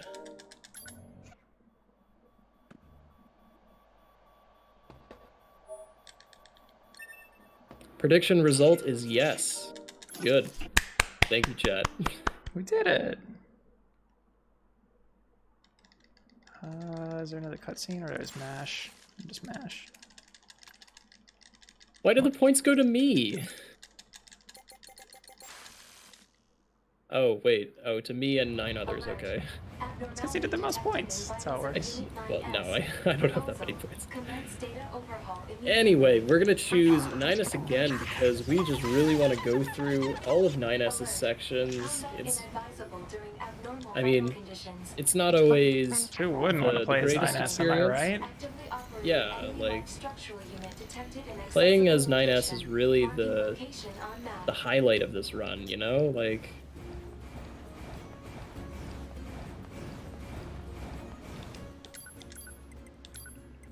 Alright, so the way it works is to open it, if you saw at the tower, there were 3 like subunits in the center, so you have to go around to the 3 resource units, beat them, and then you get a key.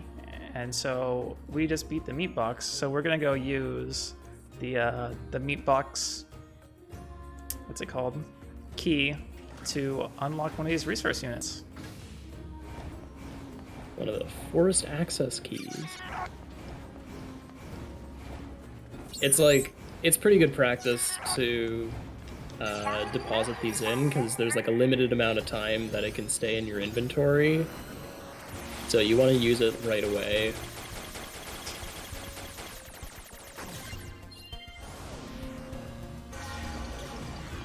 Pretty clean hacking. Getting hit by those red bricks in the hack is actually kind of detrimental, just because when you do get, when you take damage in the hack, it can like slow you down in the ability to break the bricks. So avoiding those is actually really nice.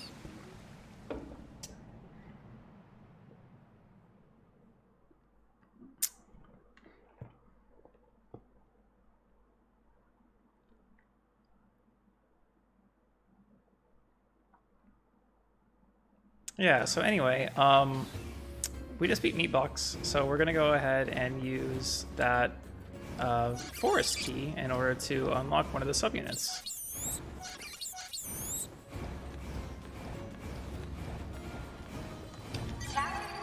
Yeah, and it's pretty good practice to get these forest access keys into the subunit as quickly as possible, because it has a limited duration in the inventory.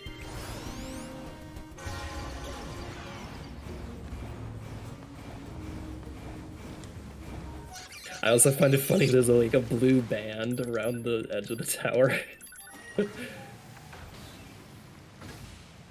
Adds to the futuristic feel.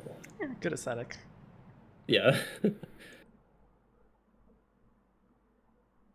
Kind of makes it like purple in some ways. It's like a very deep purple.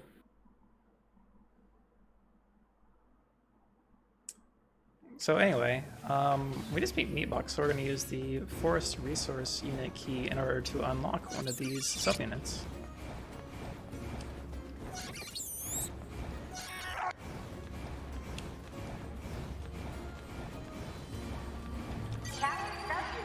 And like I said, it's pretty good practice to get the key out of your inventory as quickly as possible.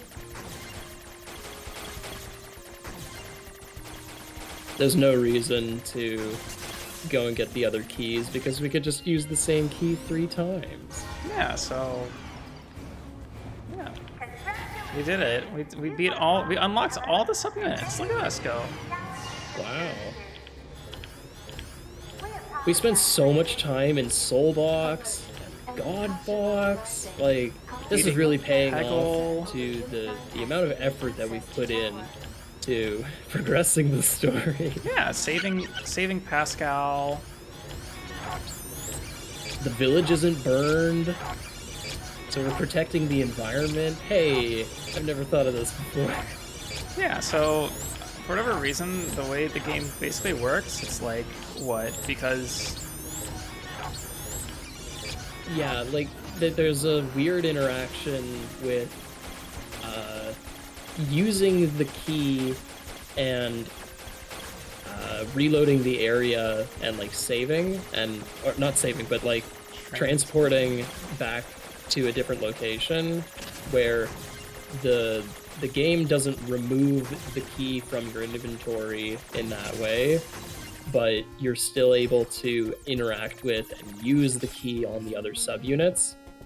So you're basically using the same key on all 3 locks, even though the locks all have different things that unlock them. Yep. That's pretty neat. It's like the really only super big sequence break this game has. Because even though this game's pretty broken, as far as actual sequencing, they've done a pretty good job. There's not... Yeah. There's a lot of there's no triggers. sequence breaks in A or B. This is honestly the only sequence break where you just skip like 4 chapters. Story about a bucket boy. True.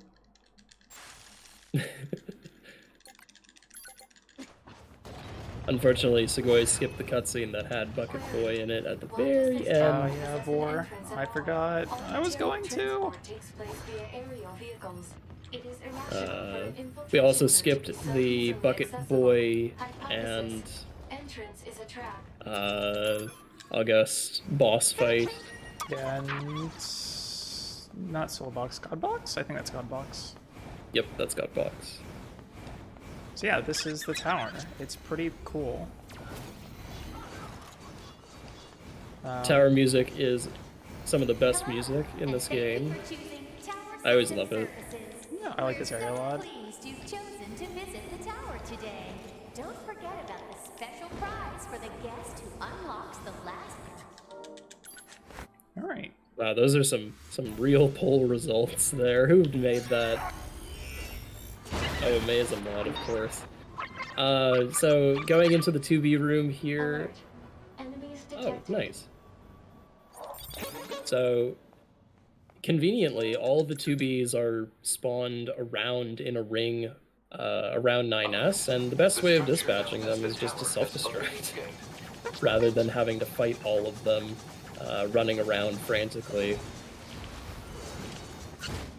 And now we get to play as this mysterious character. I have no idea who this is, but yeah, we're gonna cut her hair. We're gonna fight the good fight and go in the elevator. Run past those other characters. We don't know who anybody is. Yeah, so this is a dog.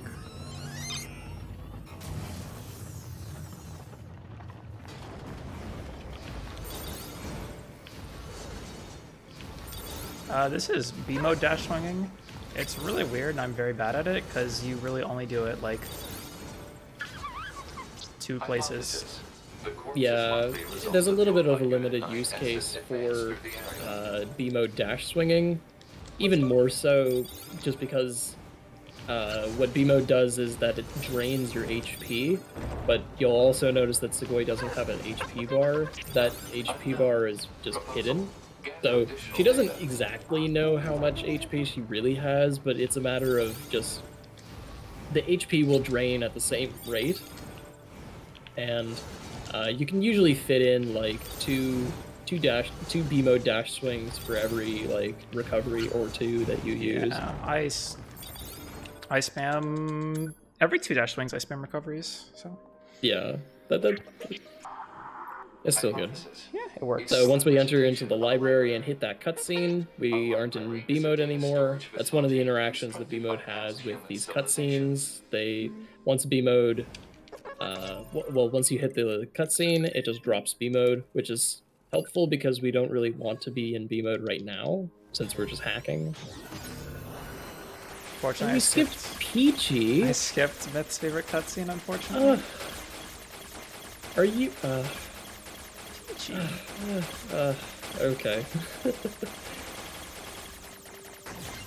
So Peachy is one of those lines that is actually kind of funny with voice changer. Not only with and without voice changer, it's always fun. During the marathon, I'm not on great pace, but I think I'm on an okay pace. It's hard because my game crashed, so I'm not actually sure where my time is at right now relative to my PB. Oh, in comparison to the comparison to the latest run. Yeah, so I'm not sure. I think it still has the potential to PB. Otherwise, I would have. Just sad, considering I've had 2 deaths. Yeah. So just going through the library and completing these hacks, you are actually able to save or do another safety save after the hack here is finished. Basically just waiting on dialogue to complete to the next cutscene and trigger. Yep, so that's our last safety save we get. Yeah, and the alternative, again, like we've like Tsugoii had said before, with the C ending, the mantra is that when you die, you have to reload the save. So any safety save that we can get is huge, because we would just lose a lot of this progress. Yep, there's if still something about were to happen. a 20-minute span from here on out where basically from here on until the second to last fight, if you die, that's where you will warp back to. And even more unfortunately, it's not like at the end where you finish hacking everything, it's like at the beginning when you first get into libraries where the save puts you back to, which sucks. But you know, safety is safety. So once 9S is done cleaning up off the dust and putting on a new arm, comes another scary section for combat. There's going to be a few bipeds, but also a flyer here that Tsugoii is going to have to dispatch as soon as possible, because that medium flyer is super scary. Play it safe. Good thing I did.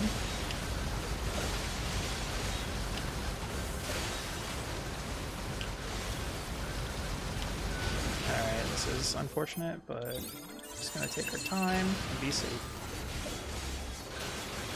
Alright, now we can melt again. Nice.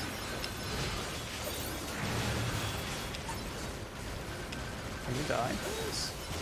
I'm gonna rebuff anyway. Oh, I don't need to, but...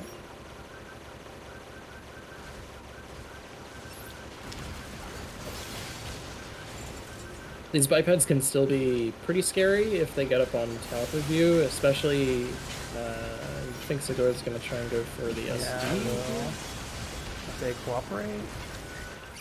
Nope.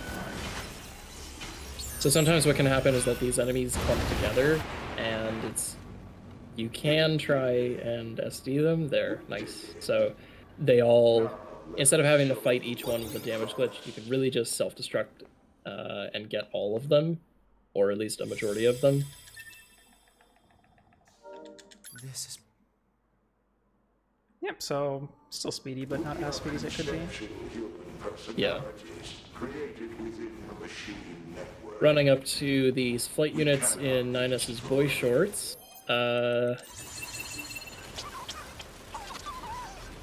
Dealing with these flyers are pretty scary with Tomple 6, so I'm gonna shut up.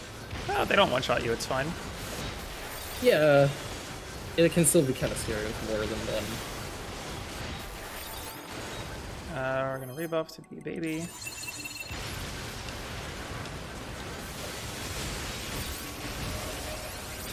Can we not lock onto that one, please?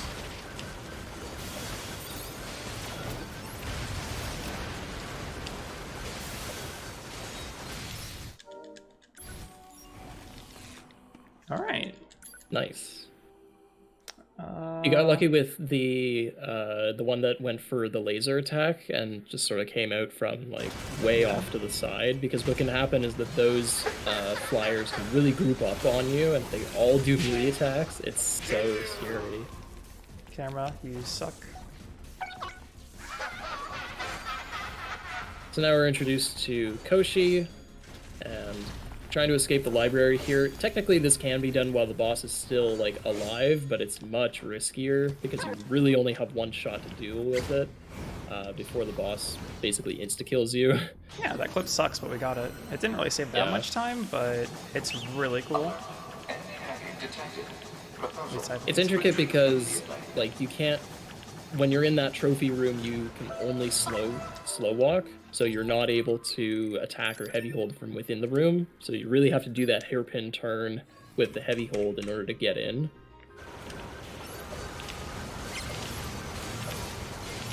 And just dealing with red girls. This is a little bit of a combat section and a little bit of a dialogue section. This is what I was talking about though, like with 2B earlier, where you can just kind of insta DG your way through everything. Yeah. Especially since these red girls, they're a little bit lower level, so we can melt them a little easier, especially just with the passives that we have to weapon attack up and ranged attack up. So we don't necessarily need to be spending time buffing up or taunting them in the same way that we would with other enemies. We're really only fighting these as like onesie-twosies and just trying to get through them to trigger the dialogue. Proposal. So once the camera turns to your control, you can picture book, and we're basically just waiting for these segments of dialogue to pass, skipping the largest blocks of dialogue, so that way we continue to the next section. It's also really cool with the effect and how these just get more and more numerous. I thought this was pretty cool casually. But it's okay, because we get to skip all the exposition. Consciousness data saturation rate 60%.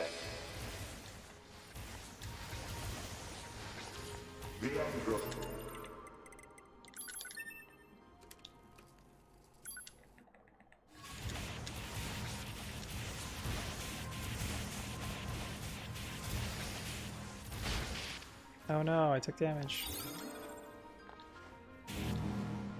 Yeah, so like people do whatever here to just waste time. I don't know why, but as of lately I've been really enjoying just spamming ST.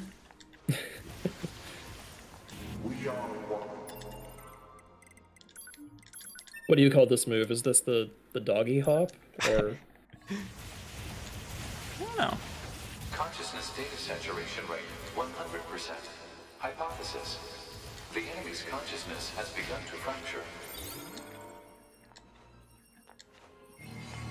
All right.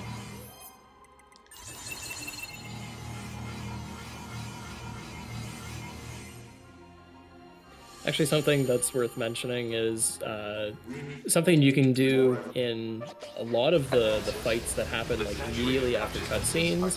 You can buff up in or before the cutscene, and those buffs will still carry over through that cutscene, so you don't have to spend as much time trying to buff up, and you sometimes lose control of the character, like what Tsugoii just did then. So she immediately jumped in and SD'd or B-moded to deal with a bunch of those enemies right away, whereas sometimes you don't really have that opportunity to if you were to spend the time buffing and then jumping in to deal with the enemies.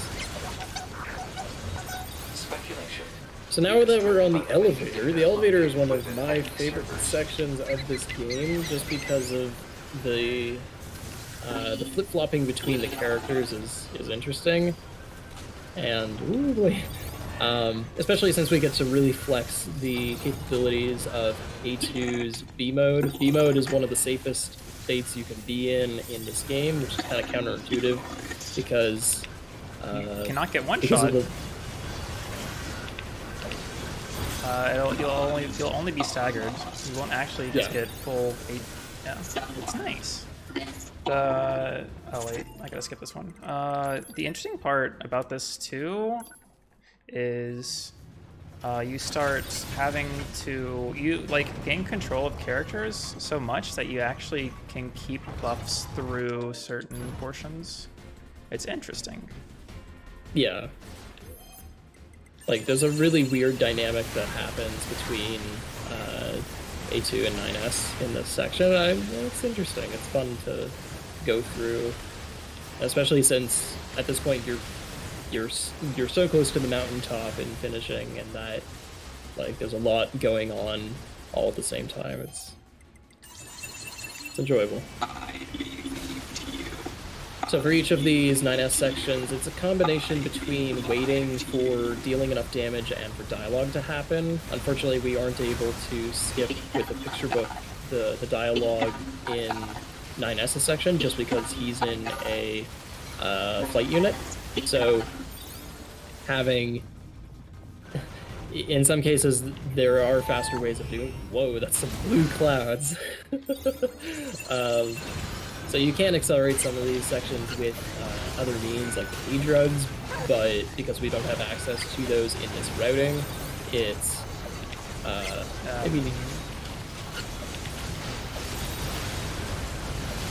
So another thing to keep an eye out for are these medium flyers. These medium flyers are always problematic because of the way that they can attack and just spin and cause problems. Oh, that sucks. Oh boy, yeah. So sometimes that can happen. Whoa! Yeah. That can happen too, where you can basically get instant knocked out of B mode. Sometimes you'll survive, sometimes you don't survive. No, the unfortunate thing was the enemy falling off the edge, so now I have to wait for him to despawn. Yeah, so we got a good glimpse of that spider machine basically falling off. Sometimes the stubbies fall off, sometimes other enemies fall off. But because we're going through these waves so quickly, it ends up spawning the enemies in the wrong place, and that, or at least I believe it spawns them in the wrong place, and it ends up slowing that section down just by a few seconds.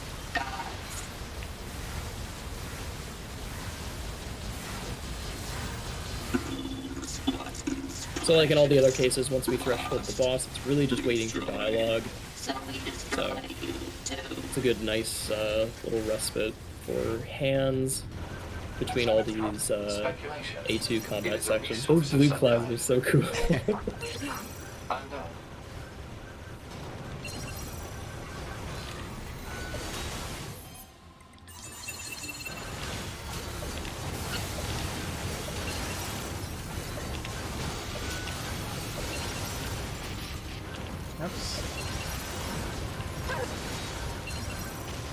So the difficult thing that's easy to forget but also important to keep in mind for managing Tsugoi's HP in the sense that as she's depleting health in B mode, she's also taking damage from these enemies, so it's important to stay on top of that, so that way you don't get knocked back and you don't get overwhelmed, because B mode, you can very easily get to low HP. Yeah.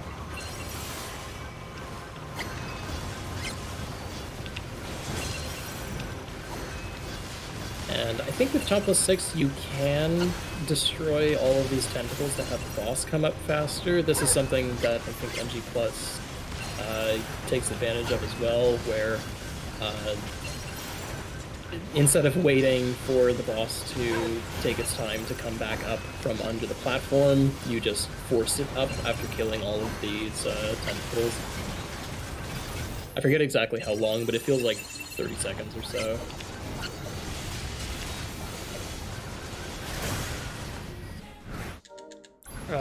Okay. After this is the one I don't skip. Exactly, yeah. So once this, the cutscene that closes this fight, you hold B to skip.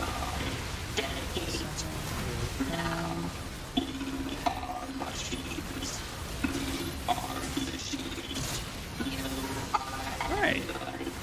This cutscene sucks because it just crashes your game a lot. So yeah, we're gonna have that not happen.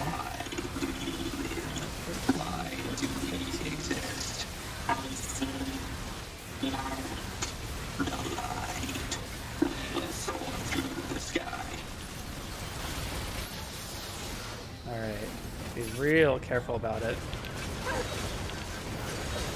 Nice. Oh, that's the one you don't skip. Okay.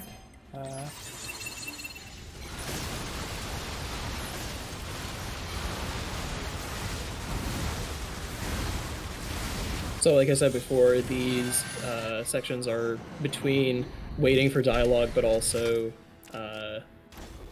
waiting to threshold the boss. On that last one with 9S, it was just to finish off the HP of the boss. Now, going into Koshi and Roshi, this is where the quickest change-ups happen between the characters, and you can technically take advantage of self-destructing, but you do need to be careful of who you are self-destructing on in order to really take advantage of that full damage. Alright, let's just... Another thing that Tsugoii is applying are these bulletproof salves. Jump! No! I got locked out of it and I couldn't do anything. No! That sucks. Dang. That was right when I wanted to ST. That boss was almost dead. Yeah. Whenever you DG as 9S, sometimes you'll just get animation locked and you can't do anything. So that was unfortunate. Alright. Can I please pause? Thank you.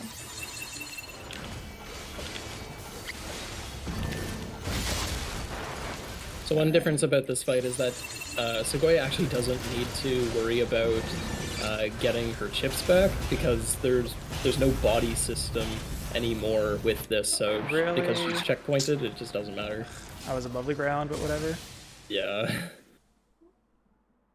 Alright, this is fine. We'll be fine.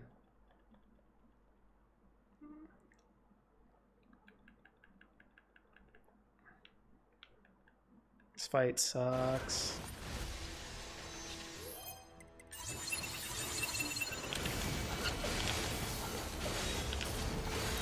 So specifically for the bulletproof salves, the boss does engage this electricity to them, and that's pretty scary in the sense of the amount of damage that can deal, and even more so with Tompless 6, where approaching the boss is very scary in that way, but bulletproof salves completely remove that fear. There we go. Nice. Yeah, that's what it's supposed to look like. Forehead. And then there's a lot of mashing to come to the final conclusion of who will we choose first.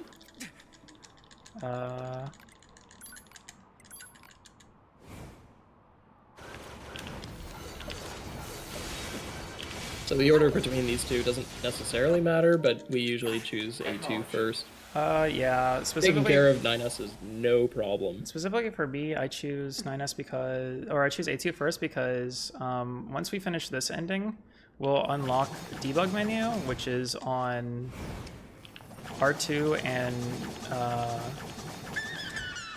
back or share.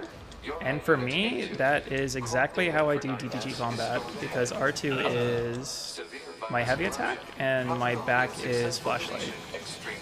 Yeah, because those are hard-coded onto the controller, there's no way of changing that.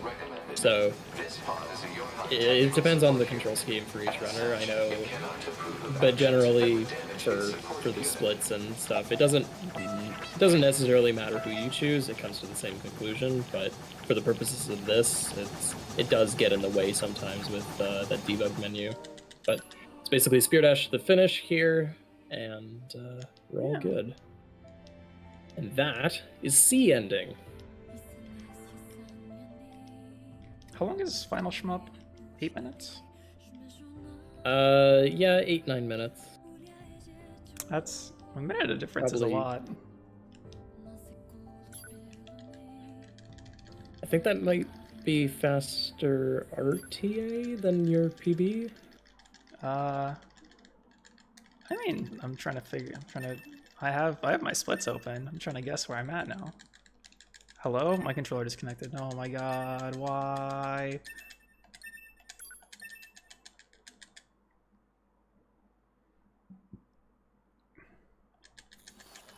A, B, and C.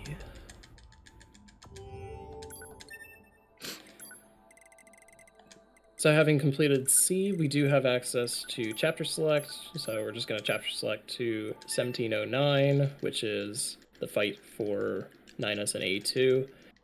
There's many occurrences of people immediately loading up Continuing game, yeah. the C, their C save, and just hitting start game by mistake. that's costed the PB of a lot of people. It's always amusing to see, but I mean, there's always next time.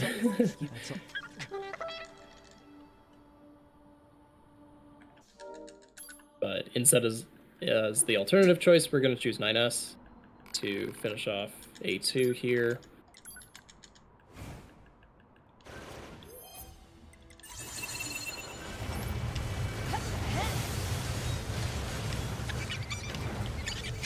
And same thing as the previous times we've faced A2 as 9S. It's pretty simple to deal with, especially considering she stays on the floor most of the fight anyway. We have a lot more knockback on her than we would in other fights. So we're able to take full advantage of that and basically mash to the finish. Fuck, I hate that so much. I know. You can technically hold B to like skip through all the dialogue there, but mashing, I think that was like 2-finger mashing through that dialogue was a little bit faster. All right, and there's D. We are on the home stretch, ladies and gentlemen. So in case you're wondering what the difference between C ending and D ending is, well, in C ending, A2 and 9S die, and in D ending, 9S and A2 die. So, yeah. But do they really die if they live on? I don't know.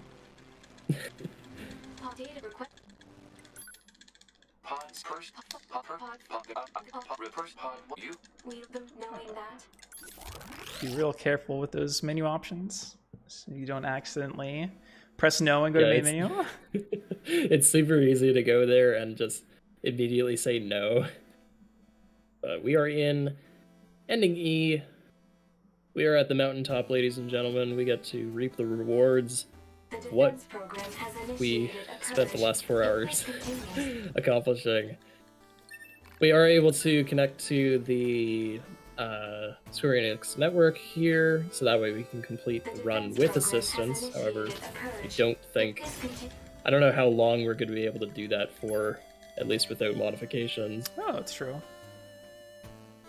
The defense program has initiated a purge. Until Squeenix kills the servers, we're going to do it this way. That'll be interesting. The defense program has initiated a purge. The NieR Automata speedrunning community's personal save data server, private save data server. Like, I think there was discussion on some of that as well with, like, what meme names we can put in. P. Very memeable. In Ame's opinion, I guess. The defense program has initiated a purge. So once we get help from our friends, just hold fire to the finish line. Does P work? I think you need 2 characters. Oh, that's true for file names. So it might be PP, but I don't know if PP is banned. I think PP is banned. I wouldn't be surprised. I cannot deny the feeling of something resembling consciousness and emotion being born. So yeah, this isn't as good as the Dodd 3 final boss, but you know, it's still pretty good something. Everything has to have an answer. I think good is a word. That's one way of describing that. Sanitize things that come from the server. I would assume not, because they're already scrubbing for names like at the beginning, but yeah, like that's on file creation.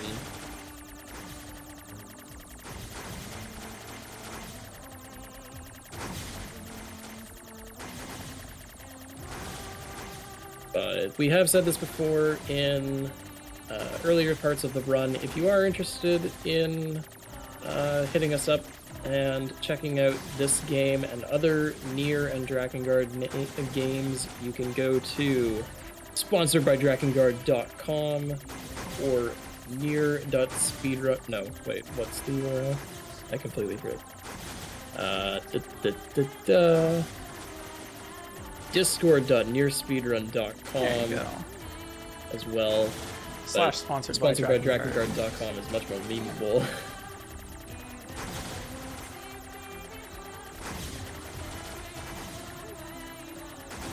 WWE Backlash. Not at all affiliated with LTTstore.com. ARPGME, Oh, LTT nor store. is All the our memes. store. In no way is ARPGME sponsored by Drakengard.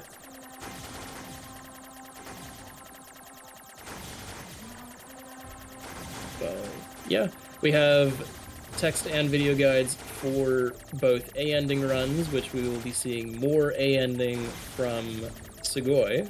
And like I don't know if that's tonight or 16 tomorrow. hours. Yeah. Yeah. 3 a.m. Be there or be, I don't know. Just be there or don't be there, I guess. Hopefully it'll go better than this soon. This was okay, but we learned some new things together, you know? That's all that really mattered. We learned that your dead body has collision, and we learned that one enemy can one-shot you without being taunted. And we also have one Cardinal coming up in, I don't know, in 2 hours or so. Right after the next run with NieR Replicant, after the Lord of the Rings 2 Towers run, we have the NieR Replicant, the new NieR Replicant, being run by one Cardinal. So that'll be exciting to see. Bye, J-Neo. Exclamation point thing. Oh, Lord of the Rings dropped. R.I.P. Oh, so they have. Oh, okay. Deus Ah, Ex. gotcha. Nice. My bad. I don't think I refreshed the. Oh no. Okay. The schedule's wrong then. I guess.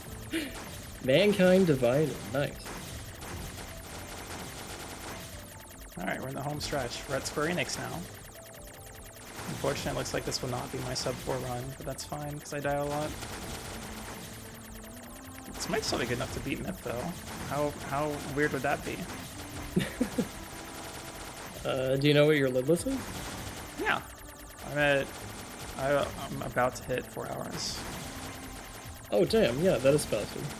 Hey. Sag. But I mean, with all the deaths, then Yeah. I mean, I got a lot of you could still still. PB from this. Yeah, I probably will, because I think 404 is my current PP. So. Yeah. I'm just happy now that I have real splits to run against, not splits that have a 20-minute crash.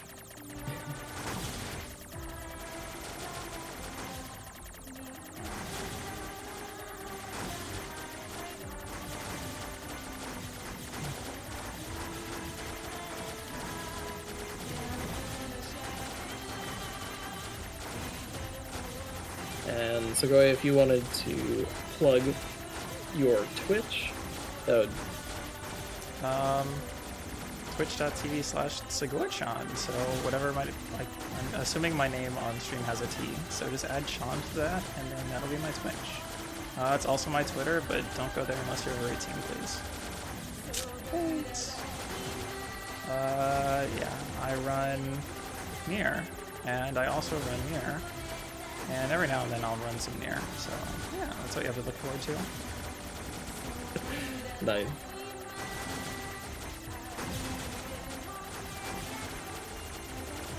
We're past 4 hours, Sag.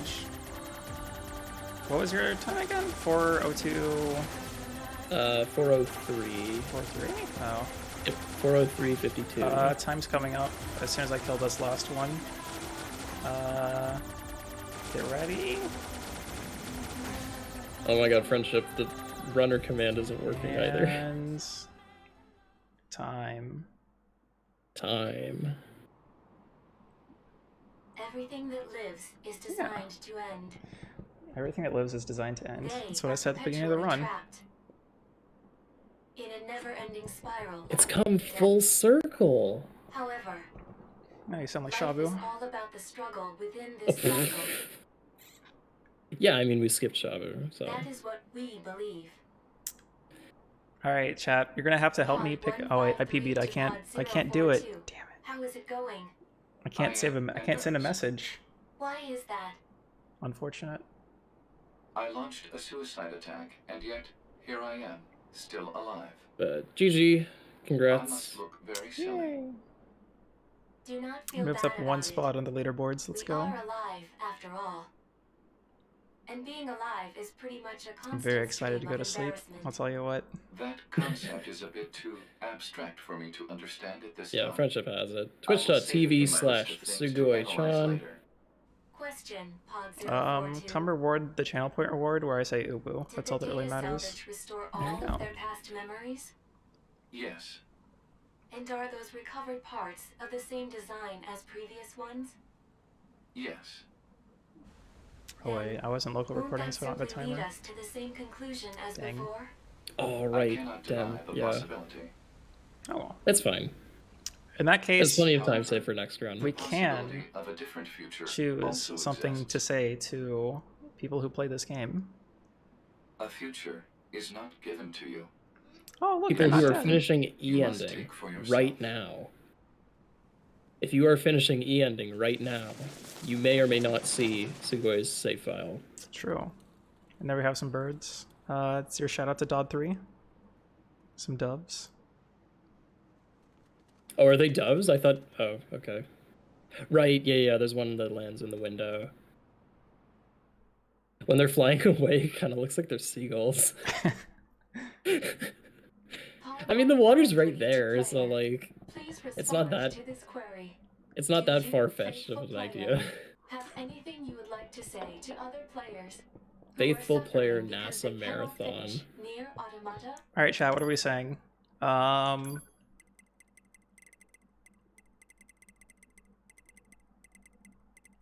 Who needs sleep anyway? I feel like... Oh, I thought that said run. I feel like that's applicable for such an early run.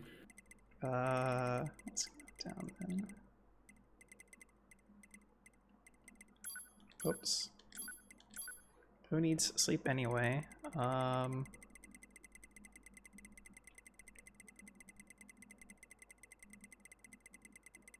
For that purpose.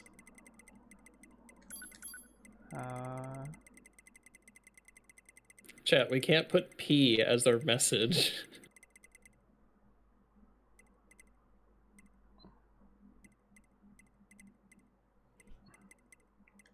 Hang on a bit longer.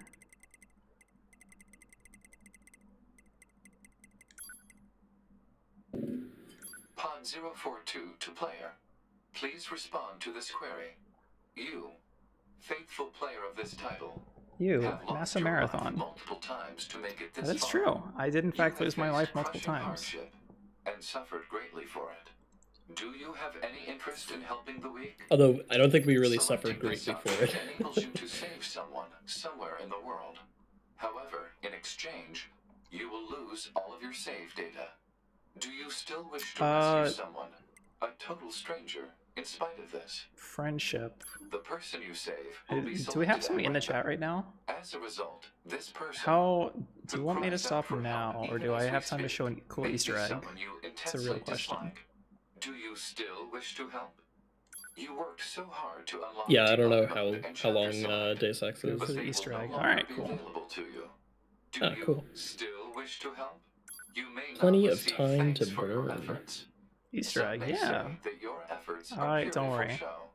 Do you still wish to help? And you are truly, truly sure about this? Eggs. Very well. Oh god, now I'm In hungry. exchange for all of your data, I will convey your I need more will to this breakfast. world. Yeah, I'm pretty hungry too. Alright, goodbye save data. All like 8% of the quests we finish? 3%, even less. Nice. All these quests. Oh no, my progress.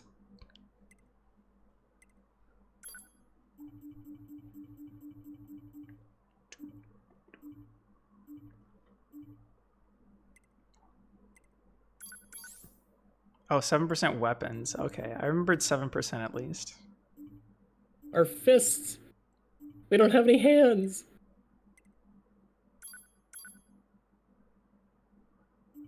Goodbye, 2-pod programs. Yo, what's up, friendship? But what are we going to strangle 9S with if we don't have any more hands? I guess what you're going to show us is probably related to something that involves a bad boy and hacking. Yeah. Wonderful. Go ahead and do that. Goodbye, saves. My two... I love how like my practice saves just say bingo now. Good job, me.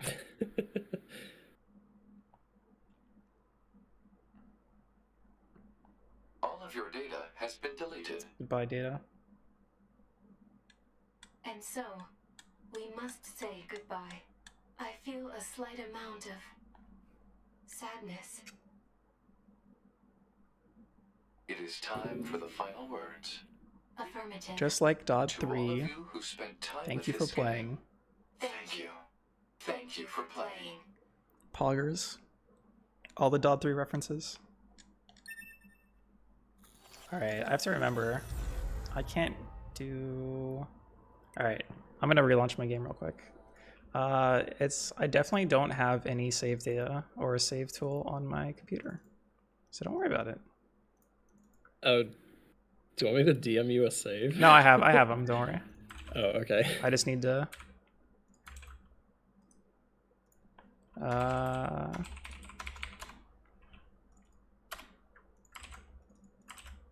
There we go. Alright. Risk-off layout. Don't look! I'm sorry! Yeah. It looks beautiful. Looking behind the curtain. Look at that. Nothing there at all. Don't know what you're talking about. Everything's fine.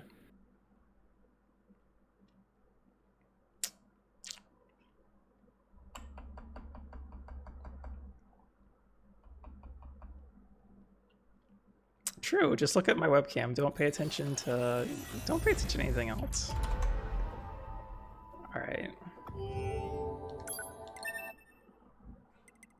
This is my hundo file.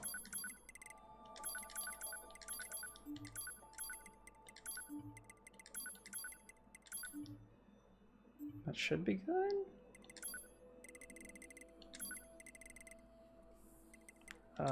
Yeah. Hundo file. Quests cleared 47 out of 60. Yeah, you don't... This is for learning hundo. Oh, learning Hundo. Okay. I haven't finished. Alright, last time I can mash through this. Oh man, my mashing is so scuffed now. Alright, I heard y'all like eggs. So I have some July eggs.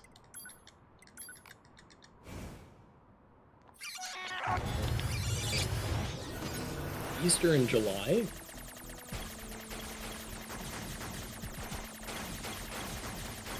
Huh, this hacking's weird.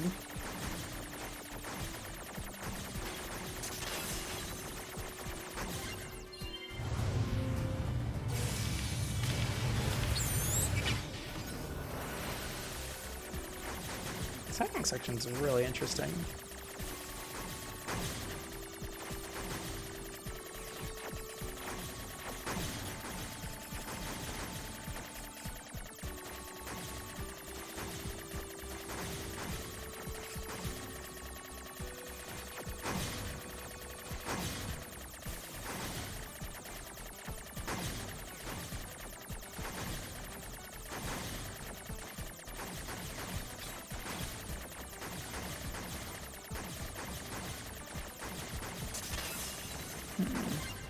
Does anything look familiar yet? I love how the cameras are just so wacky.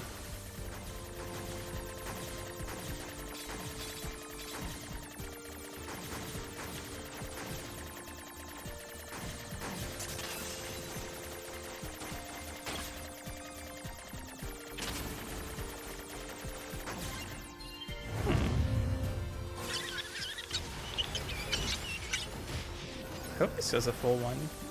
Yeah, this should be it, right? Yeah, it is. It is. I'm doing way too I much. thought you were gonna kill her. Yeah, I'm doing way too much damage.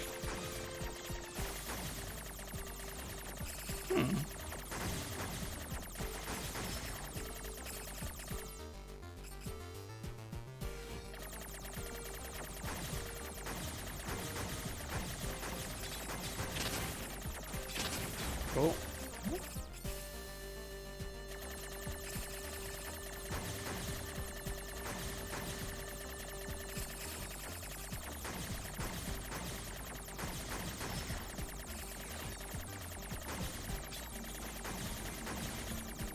No. It's how we remain. Androids No. were designed Dang. to protect their human masters. Our Alright, take two. Got it this time. I promise it's worth it. If you haven't figured out the gimmick yet. This right here should give it away.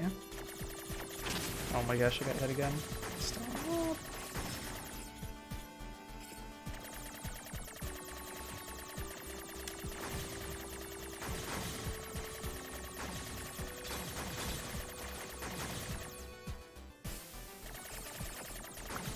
I do like how they made these walls like layered. Yeah, it's really cool. It's a very nice touch.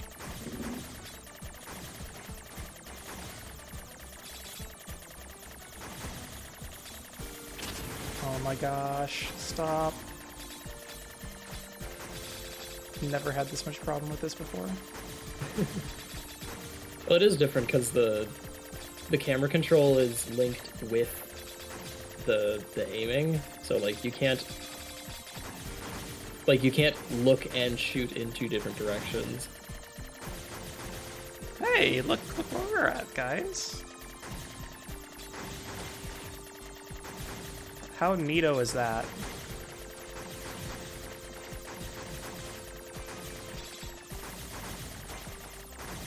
On a scale of 1 to neato, what would you rate it? I'd rate it like pretty neato.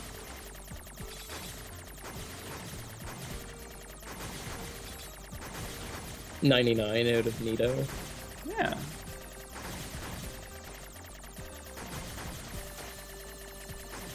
Neat as friendship, yes.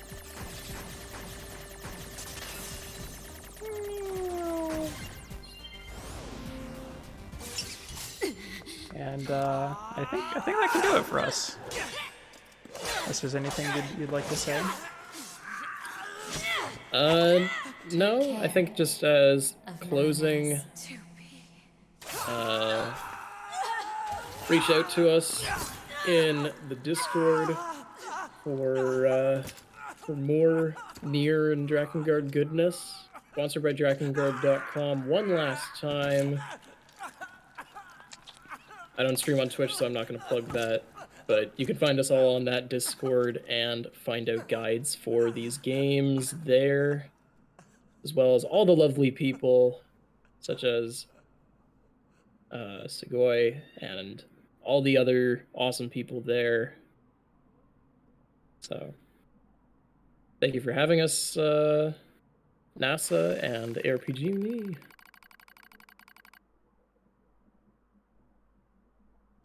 Wonderful. Thank you for being with us. It's good that we will have you back in just a bit. And with that, we'll kick it on over to intermission and to the next run in a bit. Thanks for being with us. Have a great day. Good luck.